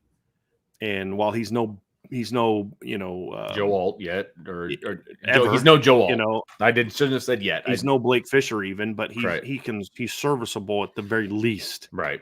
I don't think having him all of a sudden changes their prospects. I would also say that if Notre Dame had Sam Hartman at quarterback or Jack Cohn at quarterback, two guys that I'm fond of, especially Jack Cohn, I think it would have had a bigger impact, in my opinion. Correct. But with a guy like Riley Leonard, who's as dynamic as he is, you're in a situation where you can do things to negate that issue on the left side that you could not do with the more pure drop back guys. That's kind of where I'm at on that. Makes sense to me. Connor Laws, this conference is difficult to predict. This was during the Big 12. Okay. Same top 3 for me: Utah, OSU, K-State. Am I off for thinking Kansas could be a sleeper? No, not at all. It just comes down to Jalen Daniels' health. I mean, Correct. Look, they got one of the better running backs in the Big 12. They got one of the best head coaches in the Big 12. Losing Chris Katalnicki is going to hurt, in my opinion. He's really good, but this is still Lance Leopold's team and Lance Leopold's offense, right? They're not going to take that big of a step back. It really comes down to not having Jason Bean around anymore to rescue you if Jalen Daniels gets down. And even with Jason Bean, there was a big drop-off when Jalen Daniels went out at quarterback. It's just, if he's healthy, it's what we said when we did the Big 12 preview last week. If you were to tell me that Jalen Daniels is going to be healthy all season, then I absolutely think Kansas has a chance to compete for the Big 12 title. He's just never done it. Right. I mean, he's literally gotten hurt each of the last 3 years. He's missed multiple games. And I actually, when we did the Big 12, remember, Brian, I have Kansas 3rd. Like, I think they're kind of my sleeper team to be really good in the Big 12. And, of course, that is assuming that Daniels is going to be healthy the entire time. But if he is, I think they could make some waves. And that's why I had them 3rd, actually. So that's one of the things that we disagreed on. Yep. Well, we only disagreed on it only from the standpoint of I projected him getting hurt, which you didn't take any injuries into consideration, which you shouldn't. Right. In most cases, because you don't know who is or isn't going to get hurt. Right. You just have to go with what you know. I simply kind of changed the rules a little bit for that one prediction and saying, like, just because there's a 3-year history of that. Right. It's your prerogative. Yeah, I get it. But if, as I said at the time, if you could tell me he's going to be healthy, Vince, then I could certainly see that. Right. They'll be in that conversation. Coleman Smith, is there any chance that we see a trick play where Buckner throws a pass this season? I doubt it. I mean, number one, I don't know how you get Tyler Buckner on the field where it's not obvious to the other team Exactly. that he's going to do something. So no, I don't think so. Now here's where I could see Tyler Buckner. If you wanted to talk about where there could be a scenario is, we've seen a little bit of Tyler Buckner as the holder. That could be interesting to see something where Tyler Buckner is, run some sort of fake field goal, fake PAT.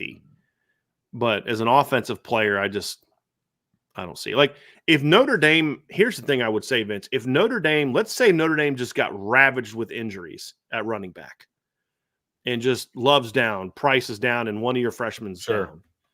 All right, what do we do? Yeah. If you're okay, let's go back and watch some 2021 film and do that. Or you basically just bring Tyler Buckner in for a series and say, we're just going to let him kind of run it. You know what I mean? Take some of that pounding off of Riley Leonard or something like that, or even you could put him in as a running back. I mean, honestly, you could cross train him there. Maybe something like that, but that would require so much to go wrong. Yeah. As much as I love Tyler Buckner athletically, he's not a natural receiver or running back. He's only ever played quarterback, so he's going to have a lot to learn there. And so getting him in the game to do something like that would be very obvious to any team that's worth a half a darn on the defensive side of the ball. Just like, hey, guys, they're former starting quarterbacks on the field. Right. Alert. Right. Alert. You know alert. what I mean? Yeah, exactly. Something like that. So you'd have to be, maybe Irish next year. Yeah. And even then, I don't see it. Irish Gordian, not at this point in camp. Is there a possible path for CJ to earn the backup quarterback spot, or does Angeli solidly have the job? It depends on what you're talking about. Are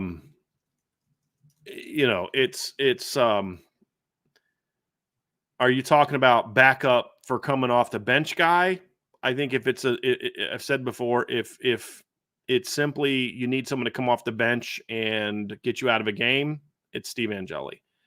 If Riley Leonard goes down for a period of time, then I think it's going to end up being CJ Carr or Kenny Minchie, because Kenny Minchie's had a very good fall camp. Yeah. Very good. Kenny Minchie's chances, in my opinion, of winning that job are better now than they were when camp started. So we'll see kind of how it goes. I mean, and the media asked Gino Guidugli if CJ and Kenny had closed the gap to Steve Angeli, and he basically gave about a minute-long response of just words. Like he said nothing within that response, right? Because he's not going to. No, 100%. And so the point that I'm making is that because of the way he answered that question, my interpretation of that is that yes, they have closed the gap, right? Or the gap has closed significantly. But at the end of the day, but he's not going to say that because he's not going to undermine what Steve Angeli has been doing, because at the end of the day, they're going to make him the backup quarterback. He's going to be the backup quarterback on the two deep. Yes, that's what all season. That's the point. That's the point. All season. Right. Whether or not he's the next quarterback in is going to be determined by the type of completely injury agree that Riley Leonard has. And that's why the word salad came from Guidugli, because he's not going to undermine Steve. He's going to, because he's the backup. Right. And he's the guy that can come in, get your protection set, check it down, hand the ball off. And if you blow a coverage, he can throw the ball down the field. That's what he's shown so far. Yeah. That's fair. Andrew Gilmore, would Arkansas fans be happier in the Big 12? Would Arkansas fans be happier? Yes, because their team would be more competitive. Would their school be happier? No, because they made this move for much money. Yes. I mean, weren't they in the Big 12 before? No, they were never in the Big 12. They were in the Southwest Conference. Southwest. They were one of the reasons the Southwest Conference folded. When they left the Southwest Conference. They were with like Texas and those teams. Right. Before the Big 8 became the Big 12. Okay. So they were one of the original SEC expansion teams. I think it was like them and South Carolina were two of the original. Was it South Carolina? When Notre Dame won the title in 1988, South Carolina was an independent. And then them and Arkansas, in somewhat close period of time, both went to the SEC. And that's when a lot of that expansion started to happen. Gotcha. Tom Jepsinski, do we see CJ or Kenny at any point of the season, even if Angeli and Leonard are healthy? I'm talking cleanup time. I would imagine so. It's possible. I think we'll definitely see both of them for sure. Yeah, we'll see both of them at some point in time. At least one of them in mop-up time, but probably both at some point in time, I would imagine. John A1, thank you so much for the super chat. John, if you knew Emil Wagner would grade out greater or equal to his spring game grade every game in 2024, where would you play him, and how many games would Notre Dame play 13 to 16? Well, the issue with this, John, is if I'm going to take the Notre Dame coaching staff at their word that they tried this and this is where they're at, that Emil's just not as comfortable playing left-handed, then I'd still play him a right tackle. I mean, that's a thing with some players. They just can't play right-handed or they can't play left-handed. And when you're playing left tackle, you're playing left-handed. Everything is kind of, it's completely opposite. Your whole stance and everything is completely opposite of where it is at right tackle. Some guys don't handle that well, Vince. I mean, you've seen it, and I've seen it. It's not often. It's kind of rare when a kid just literally just can't do the other. And there's been the occasional situations where physically a guy can't. Remember Bob Whitfield played offensive left tackle for the Atlanta Falcons. I think he was blind in his I think it was his right eye.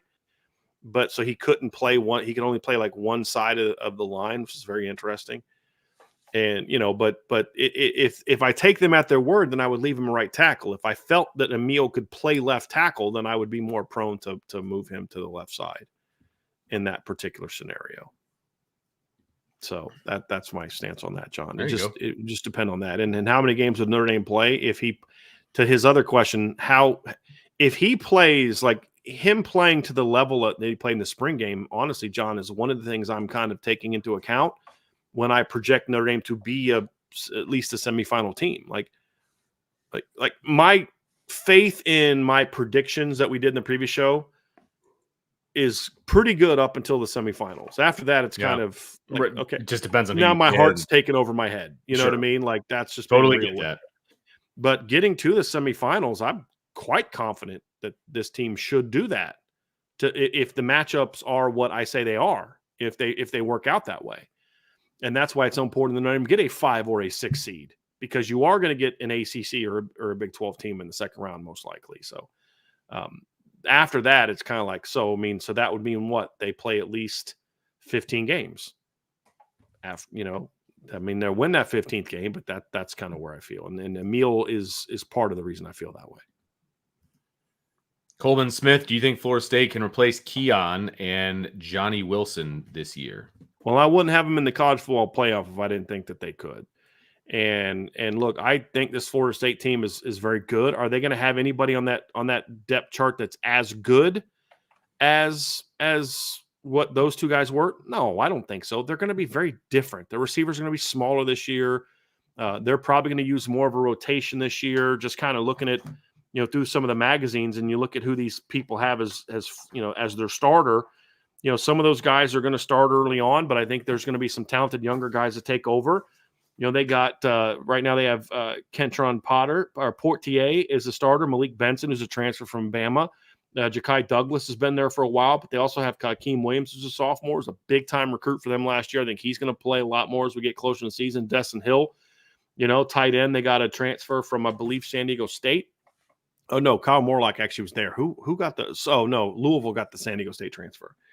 And then they'll have a deep running back room. So they're just not, to me, last year they were very reliant on 3 guys. Those 3 got 2 guys plus Trey Benson. This year I think the ball is going to get spread around a lot more than it was last year. And that's why I just don't think they're going to be they're going to miss those guys. They're just going to be different. It's just going to be a different team. And honestly, the issue that those 2 guys had is when they had teams that could kind of take the vertical game away, there was less that Florida State was less successful. Whereas this year, I think they're going to be able to do a lot more over the middle stuff, crossers, high-lows, meshes, different things where maybe a quicker guy is going to be able to have more success, where last year they had a little hard time with that because Keon Coleman was their small guy at 6'4.5", and so I think it's just going to be a very different looking team this year, in my opinion. Anthony Solomon, what level does the offensive line have to perform at for Notre Dame to make a deep playoff run? Good. They just have to be good. Right. Exactly. They don't have to be elite. They just have to right. play together as a team and show some level of consistency. That's what they have to do. They just can't give up catastrophic mistakes. You know what I mean? You can't let a guy run free and, tackle Riley Leonard, have him fumble. You know what I mean? Like you just can't have those kinds of mistakes. I don't need all 5 guys to be, road graders in the run game and just that's not, it'd be great, but it's not necessary for them to make a run because they do have talent all around them on the offense. They just have to be solid. They have to be good to solid and they'll be great. And the team will be great. Like that's what they need to do. I think they're going to be a little bit better than that at the end of the day, but the basement for them to have the success is they just have to be solid, in my opinion. Agree. I think they need to be a little better than solid to make a deep run, unless you mean solid is the same as good. So like a top 12 offensive line nationally. Okay. That's where they need to be, and that's in my opinion. And see, I guess the definition of Notre Dame solid and like Ball State solid, like those are two different, those are two completely different definitions. I want to be clear on that. Look, this is Notre Dame. Like the bar is very high for offensive line in Notre Dame, and it should be, right? If they play solid, if these guys in particular play solid to their level, then yeah, they're going to be a top, 10 to 15 offensive line. And that's enough for this team to make a run. Yeah. Let's get to some more. We got a super chat down here from Tyler Evans. Tyler Evans. Thank you for the super chat. Really appreciate it. Give me one Notre Dame offense and defensive team record that you would love to see broken this year and could end this title drought. I don't know that they're going to be able to break any team records on defense other than maybe like interceptions. I got one. What's that? Games played. There you go. They're going to play the most games. More of a team record than an offense. Well, maybe sacks. Okay. For the defense, turnovers forced. Those would be the two. Right. Like some of those, like someone like tackle for loss numbers, like back in the day, like some of those numbers are insane. Like nobody gets those kind of things. Offensively, scoring record. I mean, like it got set last year. It could get broke this year. I think is a big one. And honestly, another one could potentially be passing yards record. Brady had the most at 3,900. If Riley Leonard breaks that this year, it means Notre Dame played a lot of games, right? I mean, because he won't break it in 12. He won't come close to breaking it in 12, in my opinion. Jaden Daniels didn't even have as many yards as Brady Quinn did last year. You know what I mean? Like 3,900 yards is a lot of flipping yards. But if he gets past that, it's because Notre Dame played 15, 16 games. So that's another one that would factor into it. So I mean, it's cheating the answer a little bit, but it's also not, because the point is some of those records they're going to get broken because they played so many games, not because they necessarily had the same yards per game average. They're accumulation type record. Right. You're accumulating stats. Right. Yeah, right. Right. Exactly. So that's kind of where I'm at. So it'd be stuff like that. Again, turnovers on defense, sacks on defense would certainly be one. Again, because it comes down to your defense is very disruptive, but also you're playing a lot more games. Those are all things that I look at and say, if their team is as good as I think it's going to be, or if they end up being a championship team, it'll represent itself in those type of numbers. That's where it's a good question, Tyler. Very good question. Coleman Smith, I'm not wishing this, but just exploring all options. What are the chances they replace Patelho with Oben and Burnham, or with Oben and Burnham just slides to the big end? What are the chances? 20%, 15%. I mean, I don't think it's likely right now. I've heard Jordan Patel's having a good camp, but I think most likely what they're going to do is they would just kind of play the other Vipers. I think that the end position is a little bit more important in this defense than the Viper. Well, they've shown that in the past with the lack of production from the Viper and still being a good defense. Well, just because you can also sub that position out and go to a 3-3 type of look, and then that guy's just not on the field. It's like the end, you got to be good there. You have to be good there. And do you really want to take away from that to get good at somewhere else? it may need to be considered. Part of it's how well does Bryce Young play? Is he ready to take on more of a role there at the big end position with Burnham? So, I don't know how much they would be willing to do that or how willing they would be to do that. I wouldn't be opposed to it. If Jordan Patello is not playing well and giving you no production, and your two ends are playing really well, I'd have no problem. We talked about this when we did our D-line preview, Vince. I'd have no problem moving a guy over there and playing him there. No problem at all. I'd be totally fine with that. Totally fine with that. Coleman Smith, I know we haven't even had a 12-team playoff. However, what are your thoughts on the 14-team proposal? Do you think college football is trying to make it the NFL and do a north-south approach like the NFC and AFC? Well, a couple things, Vince. I'm very curious to get your opinion. I don't think they're trying to make it like the NFL as much as they're trying to make it to where they can have more games to make a lot more money. Yeah, it's all about money. 100% agree with that. Yeah, 100% agree with that. And a 14-team playoff allows them to make the Big Ten and the SEC happy without necessarily taking away from the other leagues. Correct. Add more 2 teams; those 2 spots are going to get filled by the Big Ten and the SEC. Well, and the other thing is, I mean, you're adding 2 spots, so I guess in theory you're adding the 13th and 14th, or I guess you should say the 12th and 13th best team. What is the reality that those teams have an opportunity to win the college football playoff? I think it's low, but is it any different than the basketball championship? The basketball bracket going from 64 to 68. I mean, does anybody think 65 to 68 are the teams that are going to make it, to the championship? No, of course not. But it's about more games. They can start that tournament earlier. Mm-hmm. They have another venue. You can sell more TV rights. All of that. It's all about money. Mm-hmm. It's not about increasing the field to win the championship. It's about more games and more money, period. So yeah, I guess I like more games because there's more games to watch. And in theory, you're looking at all top 15 teams. And so that could be a lot of fun to watch. Those are going to be good football games in theory, right? But at the end of the day, 12 isn't that much different than 14 for me. It's about appeasing the big conferences, and it's about making more money. Yep.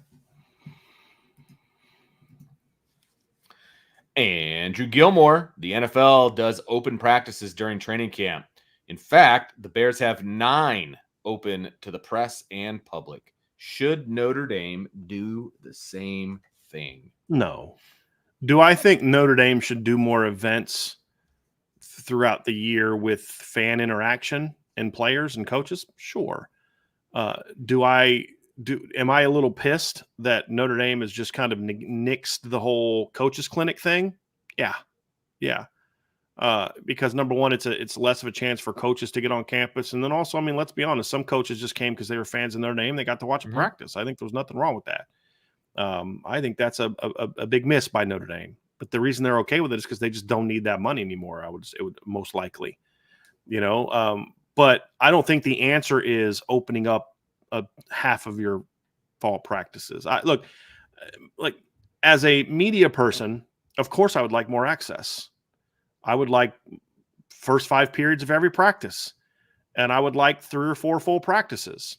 I absolutely, as a media person, think that's what we should get. Sure. If I was on the other side of this equation and I was still coaching and I was at Notre Dame, I wouldn't give a whole lot of access. Right. And it's not because I'm necessarily afraid of what's going to get out there, although that is a concern because you have irresponsible people in the media that don't follow rules. Mm-hmm. Now, I think Notre Dame has a much easier fix to that than they do. My whole thing is, here's the rules. If people break them, take away their credential. Exactly. Yep. Instead of punishing everybody. However, if I was a coach, it's more about this is a time where we are building as a team. We are building as a team. We are coming together as a team and focusing on it that way. Now, my suggestion to Notre Dame would be not to open things up per se a lot, but I would have a couple of open practices. And here's why. There are things that there are players who change a bit when there's an audience. Some for the better, some for the worse. And I'm reminded of this with a tweet I saw from Matt Rule the other day. Okay. Where they had a bunch of people at practice and they started making mistakes and he went off. He's like, this is why we lose, because there's people here and you go away from this and you go away from that and how do you know that that's how your team is until you get them in front of an audience? Fair enough. So that's kind of what I would say is to do something like that. Now you have to be somewhat careful that, you open it up and all of a sudden you're getting some Connor Stallions type of thing where you've got a coach that's going to come over there and watch this and take that and do this and do that, whatever. But at the end of the day, I think there's some advantages to that. So maybe it's a parent thing. You let all the parents in and then you tell parents, hey, parents, don't call people in the media when guys injured and tell them what happened. Like we saw this past week, look, we're asking you guys not to do that. Don't give that information to people that we're going to broadcast it. Like there's parents reach out to me and tell me what they saw from practice. You know why they do that, Vince? Because they know I'm not going to go broadcast. Hey, I talked to so-and-so's dad and this is what he told me at practice. You know what I mean? Our last availability, there was a bunch of parents there actually. Yeah. And they got to stay obviously longer than we did. But I also think I feel like this is just me talking, right? I also feel like Notre Dame knows, and they got a pretty good idea anyway of which parents may have loose lips when it comes to certain things. And, maybe it's a blanket invite to anybody that's in the area, come on, watch practice, that kind of a thing from a parent standpoint. Yeah. And maybe there's a couple of talks with some other parents like, hey, come on, help us out here. You know what I mean? Yep. But yeah, they had it open to the parents the other day, and which I think is cool. I think that's cool that the parents get an opportunity. Because look, first of all, not every parent is going to have an opportunity to watch their kid because, Notre Dame, they recruit from across the country. It's not easy for parents just to come to watch a practice. You know what I mean? But I believe, if I'm not mistaken, like move-in dates are coming up. And so there might have been some people in town. I don't know what the scenario was, but they had some parents there. And it was clearly not all the parents, that's for sure. Right. So, yeah, I would do some things like that, but I'm also from a media standpoint, but I'm also as a coaching staff, I would limit some of that. If I was Notre Dame, I would give us less of the everyday 5-period things and 3 full practices. That's it. That's all I need. All right, you give me one give me the first day of camp. Give me one on August, 9th, 10th. And then give me one before maybe give us last weekend scrimmage and then give me one middle of the week practice before the final scrimmage. Right. We'll call it a day. Yeah. And then just let us interview players and coaches after practice every day. Right. The problem is that, as with a lot of situations, one bad apple spoils the bunch. Sure. But boot that person. Take their credentials. Exactly. But they don't do that. They punish everybody. That's the end game, though, right? Though, you know what I mean. But again, for me, it's unique because I look at this from 2 completely different standpoints. Sure. Personally, for me now, I care more about the business owner that needs access to more practices because that's my sweet spot. I can talk about those things, and I've had to alter how I report on practices over the years as a sort of a solid to Notre Dame. Where in the past I would be like, okay, they ran this concept and this was the read and. And that was great for fans, but that's not great for Notre Dame. Right. At the end of the day, my number one responsibility is to Irish Breakdown subscribers and listeners and watchers. That's not Notre Dame. But at the same time, it's kind of like, but you need to make sure that relationship to something like this is being respected. And now there's other things like, look, I'm reporting on this, whether you like it or not. I'm going to be critical of this, whether you like it or not. I don't answer to you. But when it comes to things like access and things like that, look, I'll do you a solid by not getting into too much detail if you do us a solid and still let us come to some practices. There is a little bit because they don't have to let us at any practices. I mean, at the end of the day, Vince, do they need to provide us with access to the team? Yes, I do believe that's true. Meaning more press conferences, talking to the players, coaches, getting information, things like that. Do I think that they owe us practice availability? No. Right. Do I think it's smart to do that so that way you're because you owe it to the fans, not us, to have more availability of your team, in my view. But how much is the right balance? I think that's where the line can be. I know what I want and I know what I would do, but Notre Dame has never and will never ask my opinion on that, which I honestly think is kind of not smart because I'm the only person in this whole thing that's been on both sides of this conversation, to be honest with you. I've been on the coaching side. I've been on the media side as just a writer. I'm now on the media as a business owner. And I could say, look, here's what I think is kind of the best of both worlds. Some of it involves more access for us. Some of it is you guys putting out more stuff on your own. And so those are all things that because not every bit of content that's good for fans has to come from us. Some of it should come from Notre Dame, things like that. But like I said, they don't care about my opinion. So I'll give it to y'all, but Notre Dame doesn't care. All right. Well, I'll chop up this clip and I'll send it over. Most things I don't think they should care about. I do think this is something where they should ask our opinions a little bit more. Like, hey, here's some different ideas we're banting around. Which do you guys think is best, helps us keep a good relationship together to where we're trying to accomplish the things we want to accomplish, but also not completely crapping on you guys? Yeah, right. Because if you crap on us, you're crapping on the fans. So it's ultimately because we're the conduit to the fans. Right. And I don't know that they always see it that way. No, I don't think they do. Andrew Gilmore, since the year 2000, who would be on your Mount Rushmore of college football Holy moly quarterbacks? That is not a easy question. So since 2000, college football only. Man, oh man, who is my Mount Rushmore? I got to start looking up some names, man. So here's one thing for me, okay? One thing that I will absolutely 100% declare is I will have no quarterback on my list who is only great for 1 year, no matter how great they were for 1 year. So Vince Young's not on my list. Cam Newton's not on my list. Those are 1 year guys.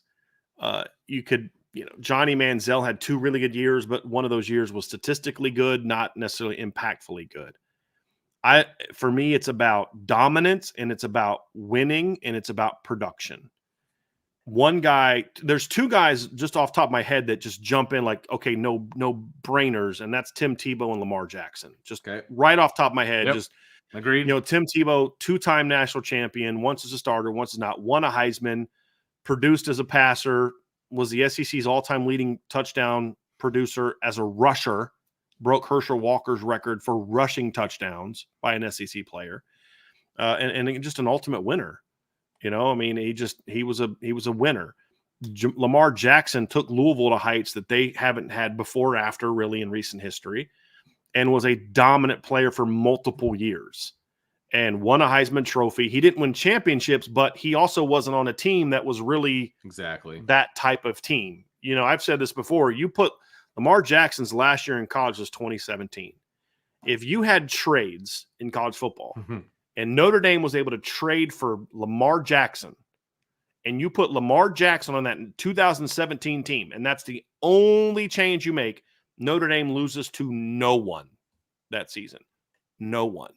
They almost beat Georgia with who they had on that team. Yeah. And you put Lamar Jackson on that team and they lose to no one. No one in 2017. So, he's on there, Vince. Just some other guys that just kind of pop in my head. Matt Leinart pops in my head as a potential candidate.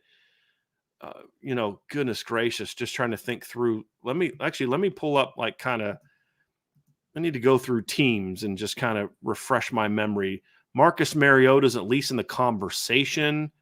I don't know that I would necessarily have him there.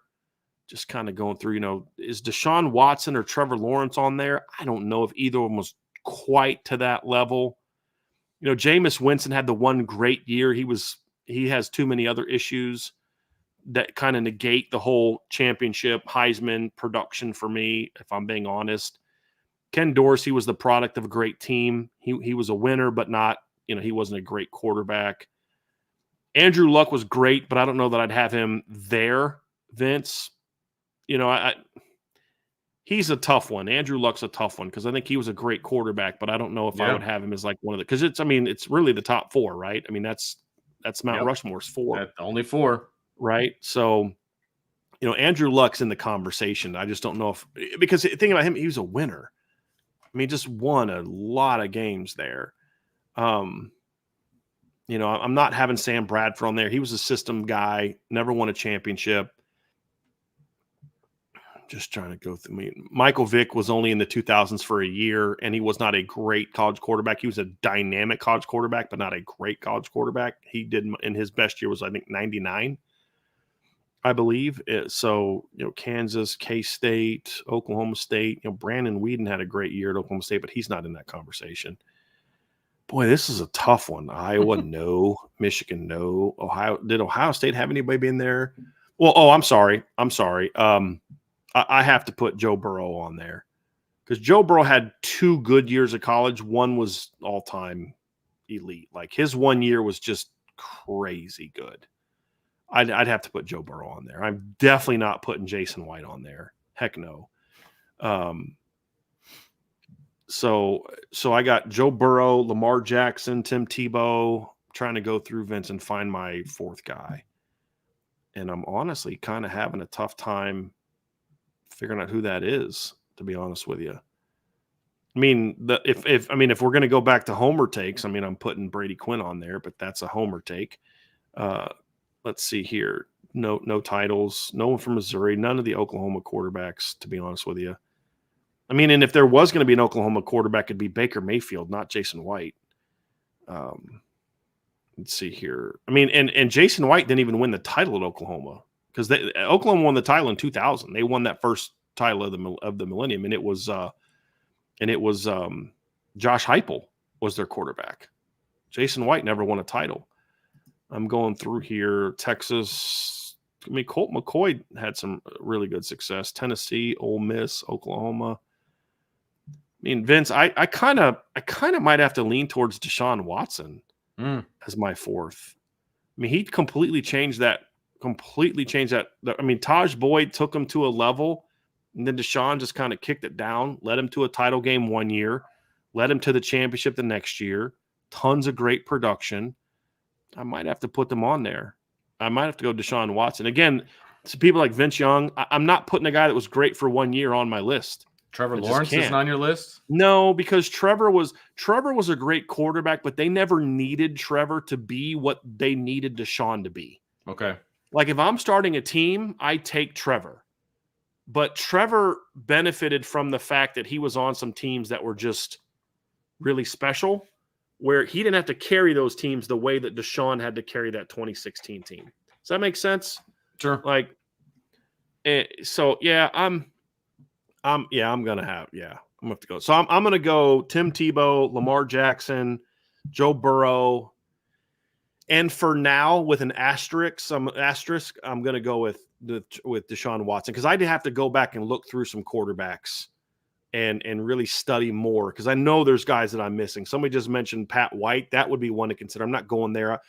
Baker Mayfield was a very productive quarterback. I'm not going there either because I think that was more system driven.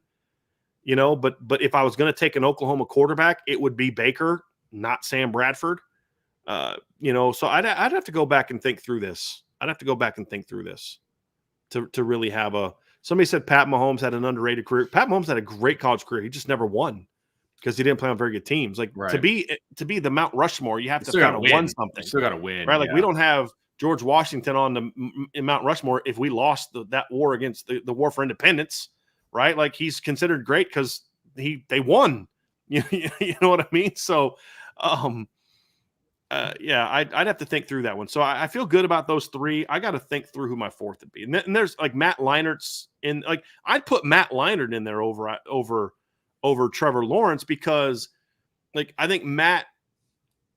I mean, that's a tough one because Trevor was a great talent, but Matt was part of that USC team that was just so dominant, and they didn't lose to Texas because of Matt Leinart. You know what I'm saying?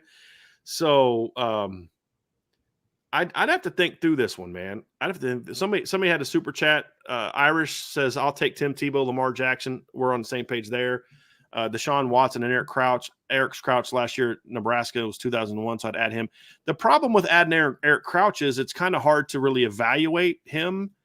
And as good as Eric Crouch was, I don't know that I would say he was a truly, truly dominant player, but he had some really good years. I mean, his last 2 years in Nebraska were in the 2000s, so 2000 and 2021. In 2020, he rushed for 971 yards and had 20 rushing touchdowns, passed for 1,100 yards and 11 touchdowns and 7 picks. And in 2001, the year he won the Heisman, he passed for 1,510 yards, rushed for 1,115 yards, but he ran for 18 touchdowns, only passed for 7 and threw for 10. So he had 25 touchdowns. You know, like if I'm going to go there, I'm going to go Jaden Daniels, who was every bit as dynamic and productive as a runner as Eric Crouch, but was a way better passer. You know, so but again, I also kind of like guys that won. You know, like so that's kind of where so Matt Leinart, I think's on in my conversation with Deshaun Watson. You know, Michael Vick in 2000 was Michael Vick's last year, and again, Michael Vick was not a dominant college player statistically, and his last year in college was not as good as his 1999 season. So Michael Vick was only a 2-year starter in college, and his last year at Virginia Tech, he threw for 8 touchdowns and 6 picks, and only ran for 8 touchdowns. He only had 16 touchdowns. Like, no, he's not in that list. Him and Lamar Jackson might have the 2 best highlight films, but no, he's not on that conversation. You know, Robert Griffin III, he had that one last great year for me, but his injuries kind of, you know, that injury he suffered kind of maybe kept him from getting to that conversation. But again, I like guys that are champions too, man. Yeah. And Johnny Football is not on my list because I despise everything that he stands for. Yeah, that's tough for me too. I mean, I'm just not. I despise everything that he stands for. Yeah. Yeah. So no. Johnny Football is not one for me either. Yeah. No. Dwayne Haskins had one good year. Like literally only started 1 year and left. So yeah, that fourth one's a tougher one for me, Vince. I get it. But I'm going to lean towards somebody that won a title. Yeah. And that's why for right now I'm leaning towards Deshaun Watson because he had great production in college. Sure. You know, I mean, look, somebody just talked about Eric Crouch, right? And Eric Crouch was a very good player. Don't get me wrong. He was a very good player. And he was, you know, part of it, the difficulty is, okay, why are we comparing his stats in 2000 to Deshaun Watson's in 2016? Very fair point. Different offense, different air and all that kind of stuff. But that's what we're debating when this era. And you know, Deshaun Watson in 2015 rushed for 1,105 yards and rushed for 12 touchdowns. Wow. On top of passing for 4,104 yards and 35 touchdowns. You know, so I mean the numbers just dwarf anything that Eric Crouch did. Yeah. And Iris says, I just love watching Crouch play. Appreciate IB for no, agree. I mean, Eric Crouch, he was a technician. Great quarterback. Yeah. Great option quarterback. Yep. It's like one of my favorite quarterbacks as a kid was Jamel Holloway. Like he was a wizard with the option. He was not a great quarterback, but he was so much fun to watch because he was just a wizard running the option. Yeah. Like he was so much fun to watch. Wasn't an all-time great of his generation. So I'm with you on that. That's kind of what you're saying about Eric Crouch. Like Joe Hamilton and Woody Dancer were 2 guys in the late 90s and early 2000s that I thought were super fun to watch. And they were a lot like Eric Crouch, you know, passers, runners. They were much better passers than Eric Crouch was, but they were fun to watch. They're not on my Mount Rushmore of quarterbacks. They were just really fun to watch players. Right. You can appreciate the talent and you can appreciate, you know, how good they are. Doesn't mean they're the best of all time. Right. So yeah, that's kind of where I'm at. I love watching Justin Fisher run the option at Mishawaka, but he's not even playing that. Pat White's another one that's a great option quarterback, but he's not in my Mount Rushmore. Yeah, there's a lot of guys that were fun to watch, very fun to watch. Who was the Navy quarterback that was so good?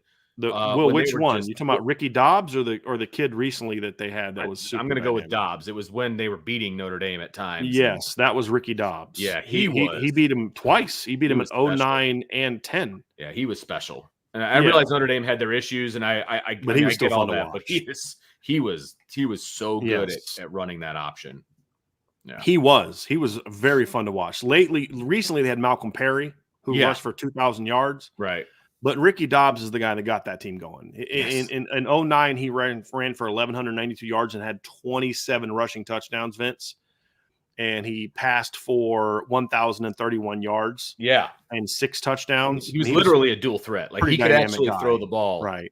Yeah. And he did it against good teams. Yeah, exactly. I mean, you go back to 2009, he ran for 83 yards and 2 touchdowns and passed for 156 yards and 2 touchdowns in a game where they almost upset Jim Tressel's Ohio State team. You remember that? Yep. Took them down to the wire. He was a really good quarterback that performed well in big games. And I mean, he just ripped Notre Dame up.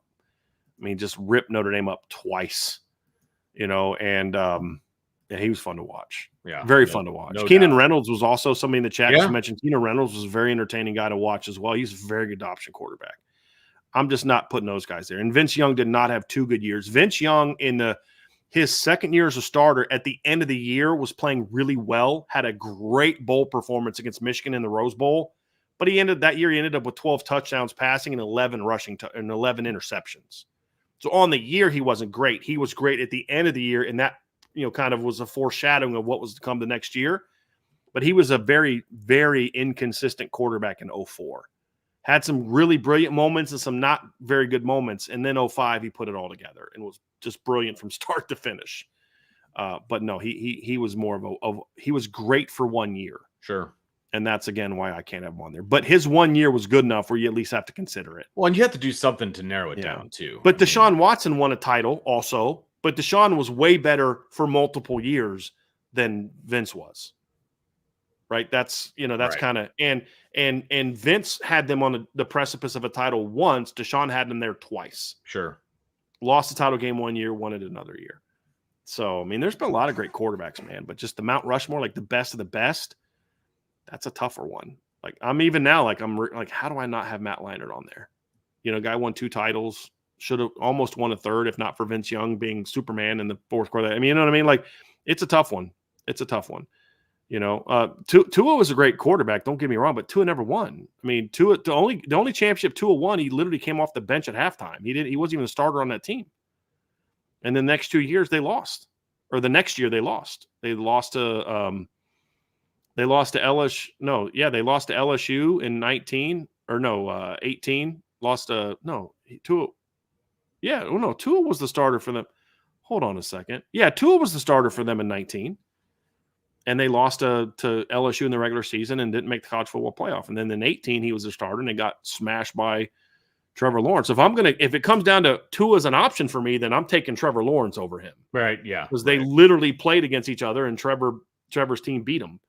And Trevor played for more championships than Tua did in the 2000s. So those are where I'm going. So those are my thoughts. Somebody said no Tommy Reese. Henry, why you got to do that? That's your boy. Y'all have the same last name minus 1 word difference. You Reese has got to stick together, Henry. You got to stick together, man. Come on now. Oh my goodness. That was a fun one, man. That was really good. That's really good. Andrew Gilmore, if George O'Leary had survived his scandal at Notre Dame, how do you think he would have done? He'd have been Bob Davie. He'd have had all of Bob Davie's good years and none of Bob Davie's bad years. That's fair. Never would have been a title contender, but never would have been 5-7 and 4-8 and those type of teams. They'd have been 7-8 win teams every year, and then their veteran laden teams would have won 10-11, played in the New Year's Six Bowl. He'd have been a good coach there. Sure, not a great coach. He'd have been a good coach there. Yeah, good, not great. I'm with you on that one. I wasn't upset about the hire at the time. Now, I'd be lying if I said I knew who all the contenders were and everything like that. But I wasn't upset with the hire when they made it. I felt like I wasn't in love with it, but I didn't hate it either. Right, exactly. That's a good way to put it. Yeah, that's a good one, Vince. That describes my emotions perfectly. We're on the same page. Like, all right, it's a solid hire. Like, okay. Especially after Bob Davie. It's like, I'll take that. Somebody that actually is competent. Exactly. I was just looking for competence. Because he had a track record. I mean, absolutely. Much better track record than Ty had 1 good year at Sanford. Right. Right. Oh, they were pressing at that point. I mean, they were scrambling. Right, exactly. Yeah. The 80s guy with a super chat. Thank you so much. I love that name, by the way. Does Notre Dame have to go 11-1 to make the playoffs? I think they have to go 11-1 to guarantee that they make the playoffs, or 12-0. They can still get in it. There's a scenario in which they get in at 10-2. It's just a lot harder. Yes, they need help. It's definitely not a guarantee. Exactly. They need help. You said that yesterday, Vince. At 10-2, they're going to need some things to go their way in the last month of the season to give some teams third losses, and Yep. somebody gets blown out in the, some 2-loss team or 1-loss team gets destroyed in the conference championship game, and that drops them behind them, those type of things. So. And look, and I hate to say this, but it is true. If you're trying to decide, whether to put Notre Dame in as like a 10 or an 11 seed or something along those lines, and you're up against a third or a fourth SEC or Big Ten team, right? Viewership is going to come into play. I don't know how high up on the list it's going to be, but as we've said in the past, I don't know how viable it is for, 9, 10, 11, 12 and that name. Sometimes 10, 11, 12, sometimes 9 through 12, how viable it is for them to win the championship. Okay, so if we bring in this particular team, Notre Dame, for example, well, at least we're going to get some serious eyeballs on that game. Yeah. I think that will. I'm not saying that's the be all end all. All things being equal, that could be a final deal breaker. There you go. But I think the thing that's going to hurt Notre Dame is at that point in time, I don't know how good their resume is. Yeah. Like I've defended their schedule compared to some of the comments I've seen about it from Notre Dame fans. Oh, it's soft, it's terrible. It's not that. Yeah. But it's also not a gauntlet where I'm going to sit there and pound on the table saying, well, you lost to these two really good teams, and so now you didn't. Who'd you beat? You didn't. Well, you didn't beat him. But but we're 10-2. They're 9-3. And as I've said before, if Georgia's 9-3 and Notre Dame's 10-2, there's a pretty good argument to be made that Georgia has 2 or 3 better wins than anything Notre Dame has. Right. That's the reality of it. So I do think you need to go.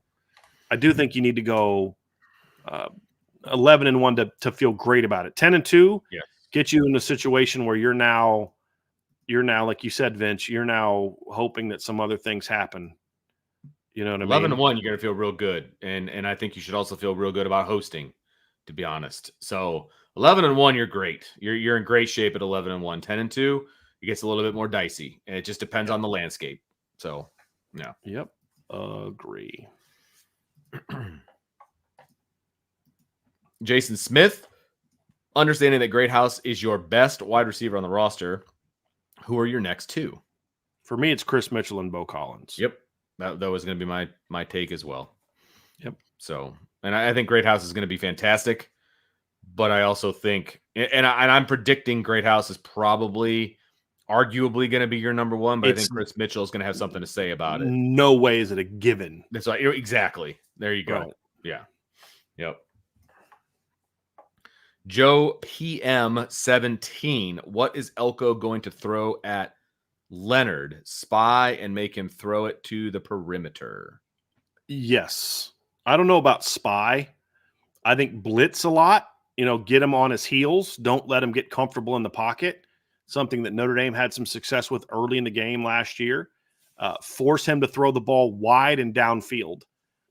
Have your safeties rob a lot to take away the RPO game, the glances and things like that, which is what Notre Dame did to pick him off last year, as they brought Xavier Watts down and he jumped in front of I think it was a glance route and picked it off and set up their field goal, which helped them go up 10-0. If you remember that interception, Vince, they'll do a lot of that kind of stuff. Just don't let him get into a rhythm. So pressures, bringing your safeties down, make him throw it wide and deep. If you're any team, if Riley Leonard's going to beat me, he's going to beat me from the pocket, throwing outside and down the field. And if he beats me doing that, then best of luck to you, because I know he's going to beat me as a runner and throwing short to intermediate stuff if I don't take that away. A spy is not going to prevent Riley Leonard from getting his yards on the ground. It's just not. I've never been a big fan of that. Me neither. It's not. Because, you can take a spy out of the game, to be perfectly honest with you. You can take a spy out. And so I would not do the spy thing, but everything else that you just said, I agree with on how you try to take him out of a game, make him feel uncomfortable, have him do some things that maybe you think he's not the best at, things of that nature. But at the end of the day, I don't think a spy is the answer.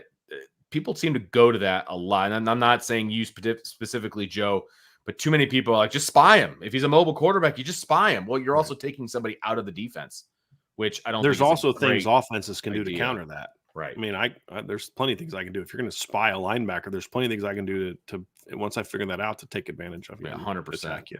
Yeah, I don't like that at all. Southpaw 42, can you see a scenario where all the winners of the Power Four conferences have 2+ losses? It's possible. Yeah. I mean, I'm It's definitely almost there. possible. Yeah. I mean, We had no undefeated teams. Yeah. So, yeah, it's absolutely possible. Yep. Absolutely. Yeah. My guy Spanky, who you've met Spanky. At He was Ohio in the car State. with us at Ohio State. Yeah. To this day, still swears when I got out of the car, because he always says he could sack me, and I got out of the car in the parking garage. He says that you put the childproof locks on the car to not let him out of the car. Seriously. That's what he said. I was in the back seat, by the way. Thank you. Okay. His friend was driving. That's correct. FYI. Because you were typing to put Correct. where you were trying to get Correct. a signal and all that. And I was in the back seat behind the driver. Correct. I'm not exactly sure how I could have done that. Just Correct. throwing it out there. So Spanky is known to put fallacies. He's my boy, by the way, people. Just so you know, Jason's my guy. He says, wait a second. On what planet does an Irish Protestant, by the way, I'm not a whatever, from Ohio that moved to Virginia know how to make Alfredo? Such a place does not exist. So for those who don't know, there's a thread on the board about the Alfredo sauce. And Vince, you know, I've talked about it. So here's how you know. I married an Italian. That's how I know. And I learned. You learned. I learned. Yeah. Because unlike some people, I can think outside the box and it moved beyond my comfort zone when it comes to certain things. So,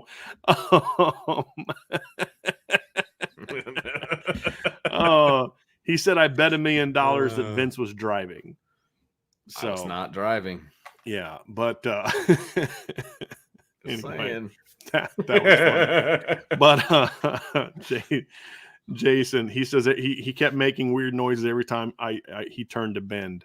So now he's just throwing out insults. Jason's my guy, but that's one thing you're missing on the message board, Vince. I've now shared 2 recipes of my favorite foods. I put my smash burger recipe that I made, and I put the picture of the one. That's why I asked you for that photo. I saw that one. I saw that thread last night. Somebody asked about my Alfredo sauce, and so Vince's daughter is begging me to. Oh my make goodness, that for her as well. She's so excited about it. It's the last thing she needs, but she is so excited about it. Yep, there we go.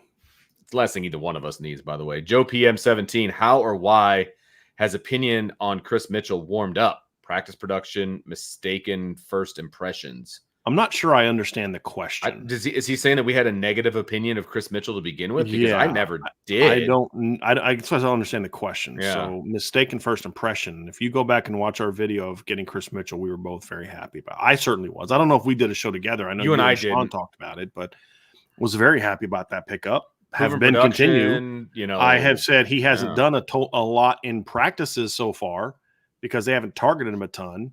Right. Which I don't expect them to. And I also said, I don't care. Right. Like today, he's had a couple drops in practice. I don't care because if you go look at his film last year, he didn't drop the ball. Right. He had 3 drops on 100 targets. So I don't know where you're coming from on that takeaway. My opinion on Chris Mitchell has always been high. Mm-hmm. Always. So I'm going to have to agree to disagree on your take about our take on Chris Mitchell. Clay Murphy, who would be your pick to fill Deuce's spot if he leaves? Thank you both for all you do. Well, thank you, Clay, for hanging out. Not even going to get into that, Clay, because right now he hasn't left in the class, and they're working on keeping him. And I'll share that opinion if we ever need to have that conversation. So, and honestly, I don't have an answer for you because I haven't thought of it. There's no need for me to worry about that until there's a need to worry about that. It's wasted brain space right now. Right. Yeah. So if he flips, then I'll address what I would do quarterback. If he doesn't, then I'm not going to waste that time diving into who would replace someone he's currently committed to Notre Dame. If that changes in the next couple of weeks, then we'll have that conversation. MagChamp 1, question for you both. When was the last time you were this confident in the squad making a legit push for a national championship? That's a great question. I mean, like, I thought the 15 team had a chance if Brian Van Gorder didn't screw it up, but I always had that big if. It's a big if. I thought the 18 team could be there, but I didn't feel that going into the preseason. To win a title, I thought they could be really, really good. 2018 is probably the last time I had thought Notre Dame had a team that was complete enough to make a run. It just came down to, could Brandon become a better passer at quarterback? That was the conversation going into that season. And then obviously Ian took over at quarterback, but that was always going to be the concern, was could Brandon take his throwing game to the next level? Because that team coming back in 18, Vince, had a lot of talent. Now, we didn't know that Miles Boykin was going to become what he was, but he had a great spring. I mean, we used to watch him beat Julian Love like a drum in spring ball. Do you remember that? How just he abused Julian Love during spring practice. But we knew the O-line was going to be solid still, even though they lost a ton. They had some talented guys. You know, they were talented at, Chase Claypool was an ascending player. You had a dynamic quarterback, but really the reason why you were excited about that team was the defense. I mean, you had a ton of linemen coming back. Jared Tiller is going into a senior year. Akwara, Kareem, Ogundiji, Dalen Hayes. Yeah. You had Drew Tranquil coming back, Tavon Coney coming back, Julian Love coming back, Troy Pride coming back. You had Alohi Gilman stepping in the lineup. What was he going to provide? Jalen Elliott. So that was probably the last team that I felt this confident in, but even that team had more concerns than this team had for me. Definitely had more concerns than this team had for me. Look, if I'm being honest, a lot of years run together, and I'm usually fairly positive going into the year. Now, the difference for this year is I have a lot more faith in the offense than I have recently. I've had a lot of faith in the defense over the last 5 years, give or take. This has always been a defensive-driven team, it feels like, since I've really been, analyzing it and getting into it and things like that. This is the first year I felt really good about the offense. I felt good. I feel good about all of the position groups. Obviously, there's still some question marks on the offensive line, but these are questions where you're talking about highly rated guys stepping in. You just don't know how good they're going to be. And so, yes, it's a question mark, but it's not like, they're pulling out walk-ons and crazy stuff like that.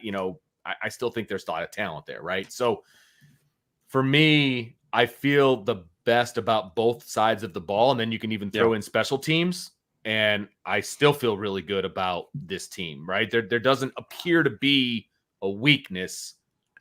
Still some questions going in, but I feel confident. And I'm not, again, I want to push back a little bit on, a legit push for a national championship. I need to see this team play first to feel good about that. But making it a playoff, I feel real good. And that, I guess that would be making a push. I think their roster, comparing it to other rosters, has a chance they can compete for a title. Okay. Fair right. enough. That's different than saying they're going to because of all the things you're saying. But I think we both agree, which is why we have them both in the championship game, that the roster is such that this team can make a run. True. For 2015 is the team that had the best roster to make a run at a championship. But the problem was always Brian Van Gorder. I said it in 2014. I never said it publicly because I don't publicly advocate for coach to be fired, but I told everybody that knew me back then, like, if they don't make a move at defensive coordinator, he's going to be the kryptonite to this team. But that team in 15 was freaking loaded. And they were really talented before all the injuries. But I feel if you had a real I've said this a million times, Vince, and I'll take it to my grave. If Mike Elko and the 2017 staff were on the 2015 team at Notre Dame, and that's the only change that you made in Notre Dame, even with the injuries, I think that team wins a national championship.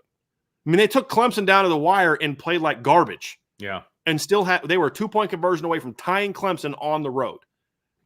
They were Brian Van Gorder being awful from beating a top 5 Stanford team on the road. Remember that Stanford team went to a bowl game and annihilated Iowa in the Rose Bowl. That was a phenomenal Stanford team, and Notre Dame outplayed them.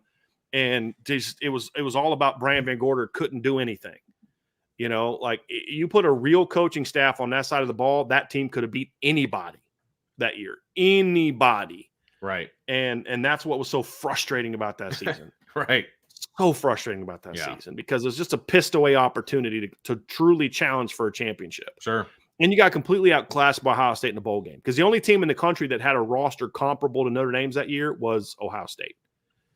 And so, to me, that's kind of how I look at that one. But it was, you wouldn't have had to play them. That's the thing. You wouldn't have had to play them.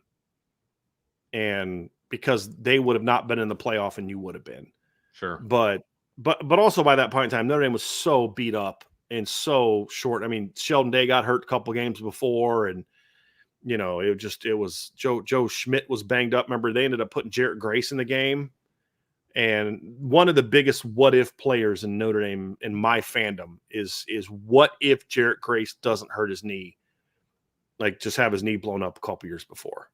If Jarrett Grace is Notre Dame starting middle linebacker in 2015, things are very different for that team, in my opinion. Very different. But yeah, there's so many of those what ifs. You just get kind of sick of talking and that's about the them. thing. That's why I try this not to program's get too had way excited. too much of that crap. Yeah, I know. Some of it's been bad luck. Some of it's been self-imposed. Like Sure. Jarrett Grace getting hurt. There's nothing. Nobody did anything wrong there. It sucks. Just happens. But there's other things like you controlled who your defensive coordinator was. Right. You controlled who your strength coach was. Simple as that. You controlled those decisions. And those are the ones that frustrate the heck out of me. They really, really frustrate the heck out of me. Jason Smith, if for whatever reason they have to go to a backup quarterback, do you think the decision is different in November, December than September, October? Probably, but probably. But it also goes back to who are we talking about for a game? Yeah, that's out for the USC game, and he's going to be back for the first round. That's probably still Steve. If we're talking about Riley going down against Florida State and you've got the next several games coming up, sure. The other thing, too, is what's their record? If they're still a playoff team, that might change compared to they're already out and most likely out, and now it's about building for the future. Sure. So there's a lot of things that would go into whether or not that would be the case. Right. Yeah, lot of different points to make, and gosh, I hope they don't have to make that decision in either one of those scenarios, but at the same time, there's a lot of different things it hinges on. Yep. A lot of different things it hinges on. Yep. Here's one that's I thought was a very, very interesting question. Very good question. Chief Brody just hopped on, so I apologize if I apologize that I missed the predictions, but is Notre Dame a legitimate title contender or more of a quote, if everything goes right, they can maybe contend, quote, type of season? This is you and I have had some fun with predictions in the past where we'd have Notre Dame in the playoff, and I think I had Notre Dame in the playoff last year, but it was more of a if all these things go right. This year's team, I expect this team to be that. Yes. I expect this team to be that kind of squad. I expect this team to be a top 5 team this year. I expect them to get to the playoff and make a run. Those are expectations because I think they have the team for it. Whereas past year was I think they can. This team should. And that's the difference. That doesn't mean they're going to do it. Right. But in the past, it's I think he nailed the difference in past views of how we felt about Notre Dame. If this, and this happens, this team can do this. Right? This year's team's more of a, well, yeah, they should do that because they have this. It's not ifs anymore. Now it's just play to your BU. Where in the past it was like, if this guy is readier sooner than later, than you expect, or if this guy's better than you hope for, whatever, this team's going to be pretty good. This team just flat out should be pretty good. That's just how it should be. Agreed.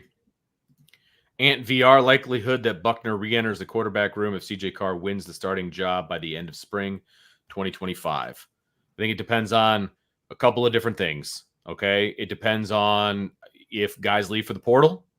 And I think that's kind of probably what he's and I get that. So if one or two of the guys hit the portal, then you have to have a discussion. Okay, for depth purposes, do we just ask Buckner to come over to quarterback and be a depth piece with the understanding that you are the backup, that you're not competing for the starting job, you have that conversation, or do you go to the portal to bring in depth pieces? I'd do both.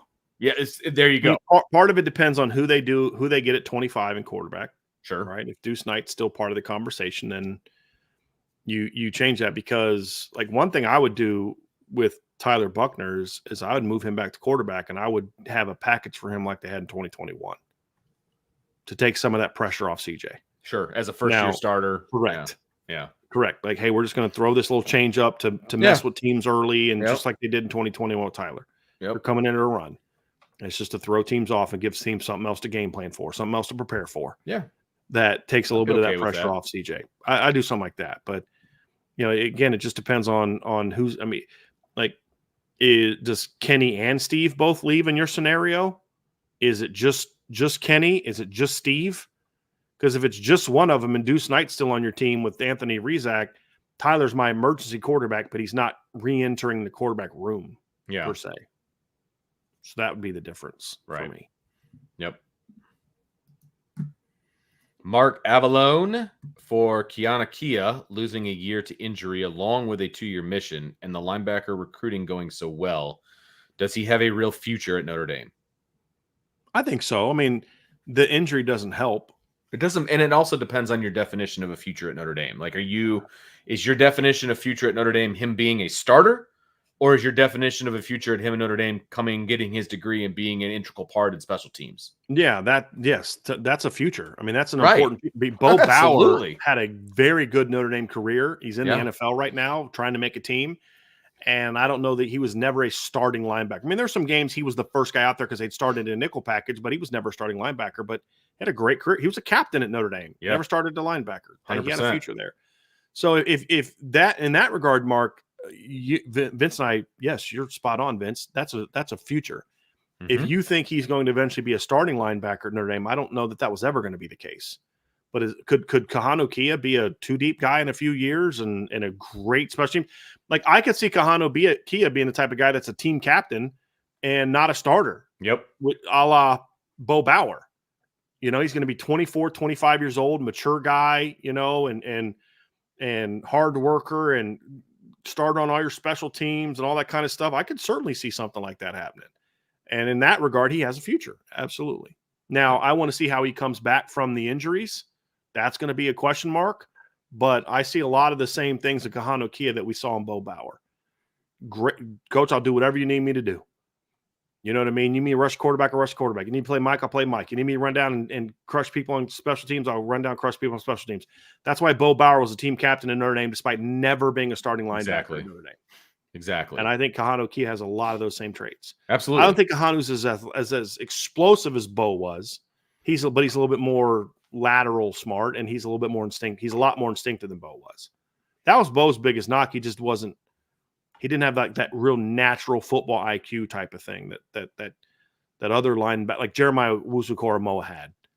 And that's something that hurt Osmar Bilal. It's something that hurt Shane Simon, and it's what made guys like Drew White and J.D. Bertrand so effective. And not everybody has that. Jalen had that knack. Manti had that knack. Tavon Coney had that knack. Tavon Coney was not the greatest student in the world and not always the most disciplined guy off the field, but on the field, Tavon Coney was a very smart, instinctive football player. That's why he was so productive, despite being a very average athlete.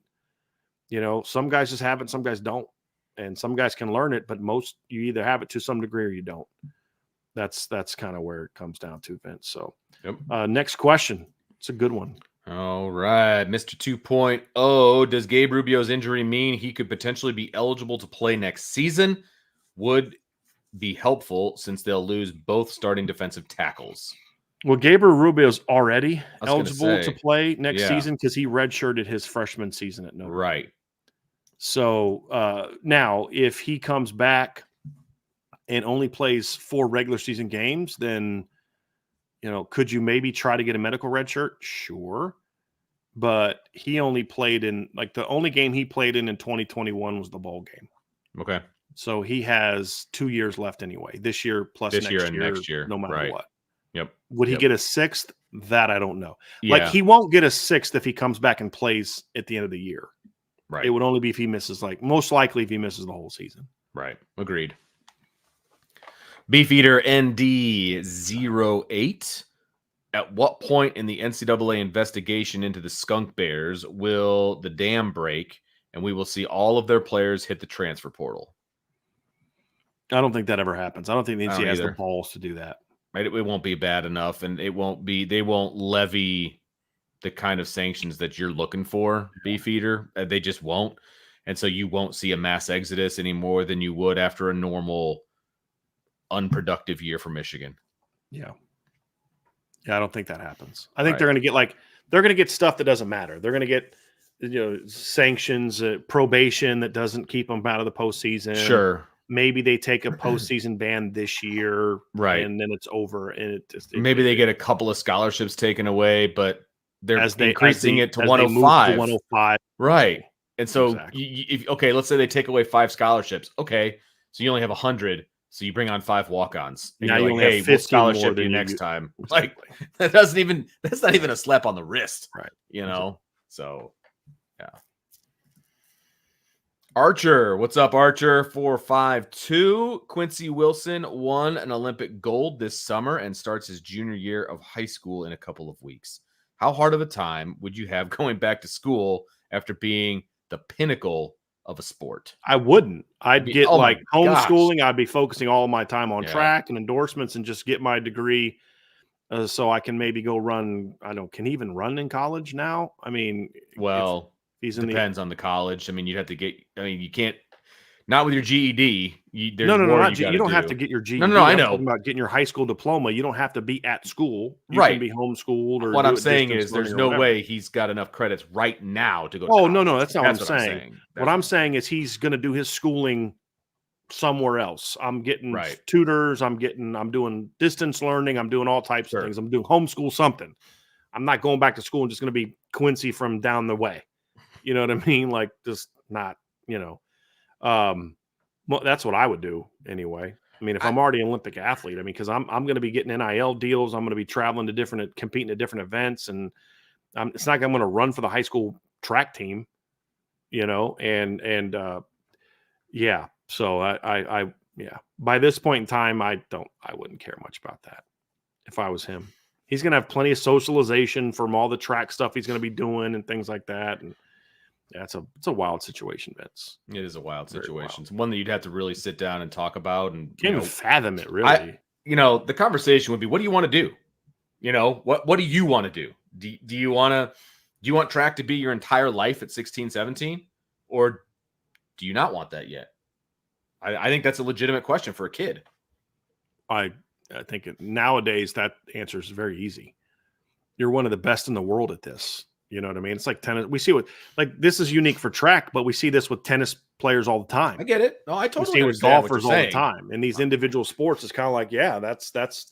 I have a window here to do something that I can't guarantee that window is going to be here in 2 years. You say, well, you got 2 years. You're only 16. Yeah, but not everybody stays on that same path. I get it. Right.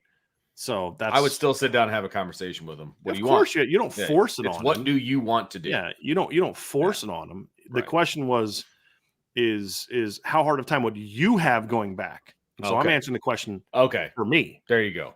I don't know this kid at all. He may love being in high school. I'm saying if it was me and if I was in those shoes, that's what I would do. Gotcha. I wouldn't care about high school. Right. I would find a way to do both. Yeah, I'd get my degree. I value the degree. I think I'll just leave the rest of my opinion to myself. I would find a way to do both. If this was 20 years ago, I'd say there's a lot more value to being in school than there is now. But we don't need to go down that road because I'm going to be respectful to you. So here's the last one, Vince, that we have for the show. Okie dokie. ND Milton fan, you're at dinner, and after a couple of bites of your wife's meal, and the taste is unbearable. What do you say that gets you out of eating the food and also doesn't get your wife mad at you? Well, this is hard for me to think about for two reasons. Number one is I do most of the cooking, and number two, when my wife cooks, she's a very good cook. Now I got this. Okay, so your wife makes you a meal, you don't like it. That's the premise here. Honestly, I don't even know that I can answer that question because my wife is very good about making food that she knows I'll like. That's fair. And when she's going to make food that she knows I don't like, she'll try to find a recipe to make it bearable. So like we found a really good recipe for Brussels sprouts. I don't really like Brussels sprouts, but we found a recipe that doesn't include a lot of butter and unhealthy things that makes them edible for me. But if she made some unbearable, I mean, honestly, I don't, Vince, you know how sensitive I am to sounds, touch, taste. I couldn't force it down. Like she would know and she wouldn't make me eat it. Yeah. But I'd be like, babe, I'm I just, this isn't, I don't even know how I would have that conversation with her. But like, no, I would, what do you say to get out? Hey, you know, I don't know. Say you're not feeling well, like all of a sudden got real sick. You know what I mean? Like, I guess something like that. I'm not quite sure how I would handle that question because I've never, 16 years of marriage, I've never been in that situation where she's made something that I just couldn't eat that she didn't already know ahead of time I may not like. That's fair. Because like she would make things like for her and then have me try it, but then she would always have a side option for me if I didn't like what she made. And then vice versa. Right. So yeah, I don't know how I would do that. But I mean, so here's some, is she making something new that she's not sure if you're going to like, or does your wife not cook that much and now she's cooking to be sweet and it's terrible and you're reminded why your wife doesn't cook? I'd be very curious what the scenario is for why your wife's food is unbearable. you know, because like if she's trying something new compared to she's just not a very good cook, but she's trying to be sweet. Like if she doesn't cook that much and she's trying to be sweet, I would do my best to force it down, but I just have a hard time doing that. I get that. You know what I mean? I like physically, because if I eat something I don't like, I get a gag reflex, and it's no way to hide that. You know what I mean? I get it. This is how I've always been, man. Yeah. My poor mom, I mean, she'll tell, like, she would go like hours later clearing off the table and she would pour the milk out from my drink and realize that's where all my kale went. You know what I mean? Because I'd put it in my mouth and then drink it and put it in and it'd go into my milk because I couldn't do it. I mean, I just couldn't do it. My wife's way nicer than my mom. My mom would just like, you know, you need to eat some greens, so here's collards. Like, well, that's quite a leap from I don't eat any greens, so now I need to eat this kale. You know what I mean? Like cooked kale. My wife is much more, let's try to find something that you can tolerate, where my mom was like, eat it. You know what I mean? That's how all of our moms were, though. They had to be, because otherwise we'd have cookies and exactly stuff for dinner. I don't have a problem with that. I'm not blaming her. I'm just saying that's how it was. So it was a dance. As far as the scenario for me, I completely agree with you that we have a discussion prior to dinner about what we're going to have. And rare is it something that I don't like. And I do have I believe me, I have my, tendencies when it comes to eating. Okay. There has been the rare occasion where my wife has made something that I didn't like. To no fault of her own. This is my fault.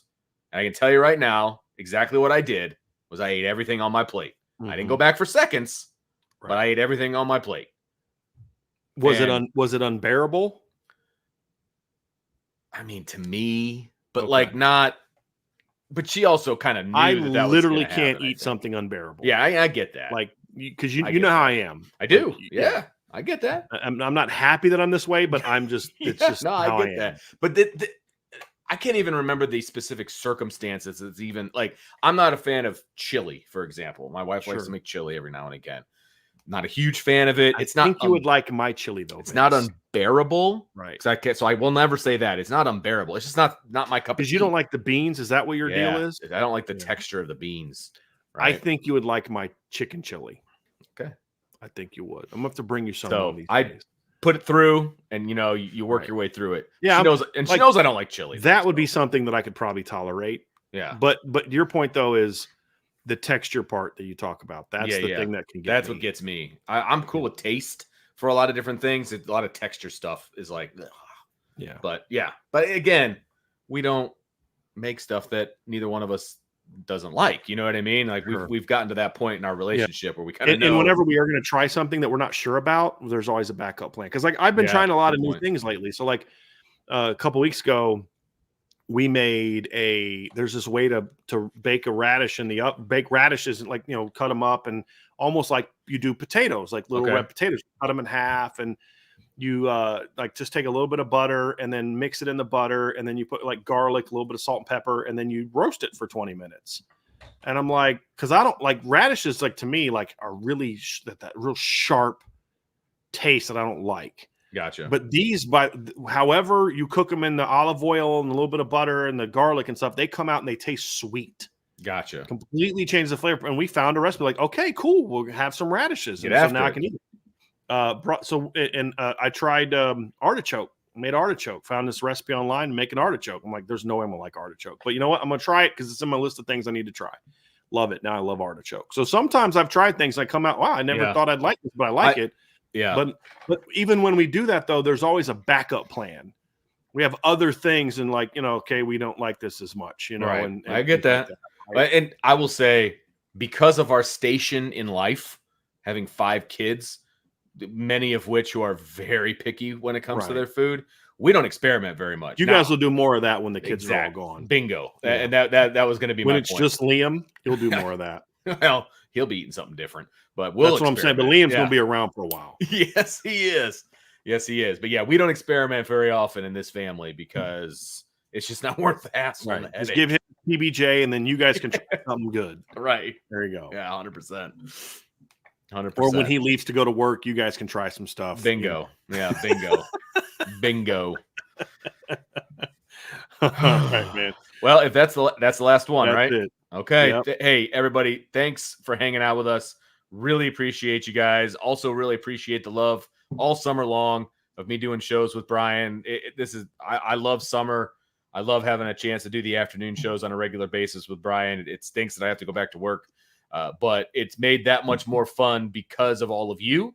And so I appreciate that very much. I'm reminded constantly about the IB family. I've got an inbox over on the boards that I have to answer, a question from somebody that I want to make sure I get after. And, this is a family, and I appreciate you guys. And I not that I'm going anywhere, just going to move to, full-time nights and weekends essentially. Right. And, but man, I'm excited about this season. If you can't tell based on my playoff predictions and everything else and my Notre Dame predictions, I'm excited about this season and what it could be. And I know Brian is too. And thanks for making the mailbag a lot of fun as well. Really appreciate that. So without further ado, make sure you hit the like button, the subscribe button, that notification bell, share with your family and friends. Of course, jump on the boards.irishbreakdown.com. We'd really appreciate that. And you won't be disappointed with, again, the IB family and everything that comes with it. So for Brian, I'm Vince, and we will talk to you next time on the Irish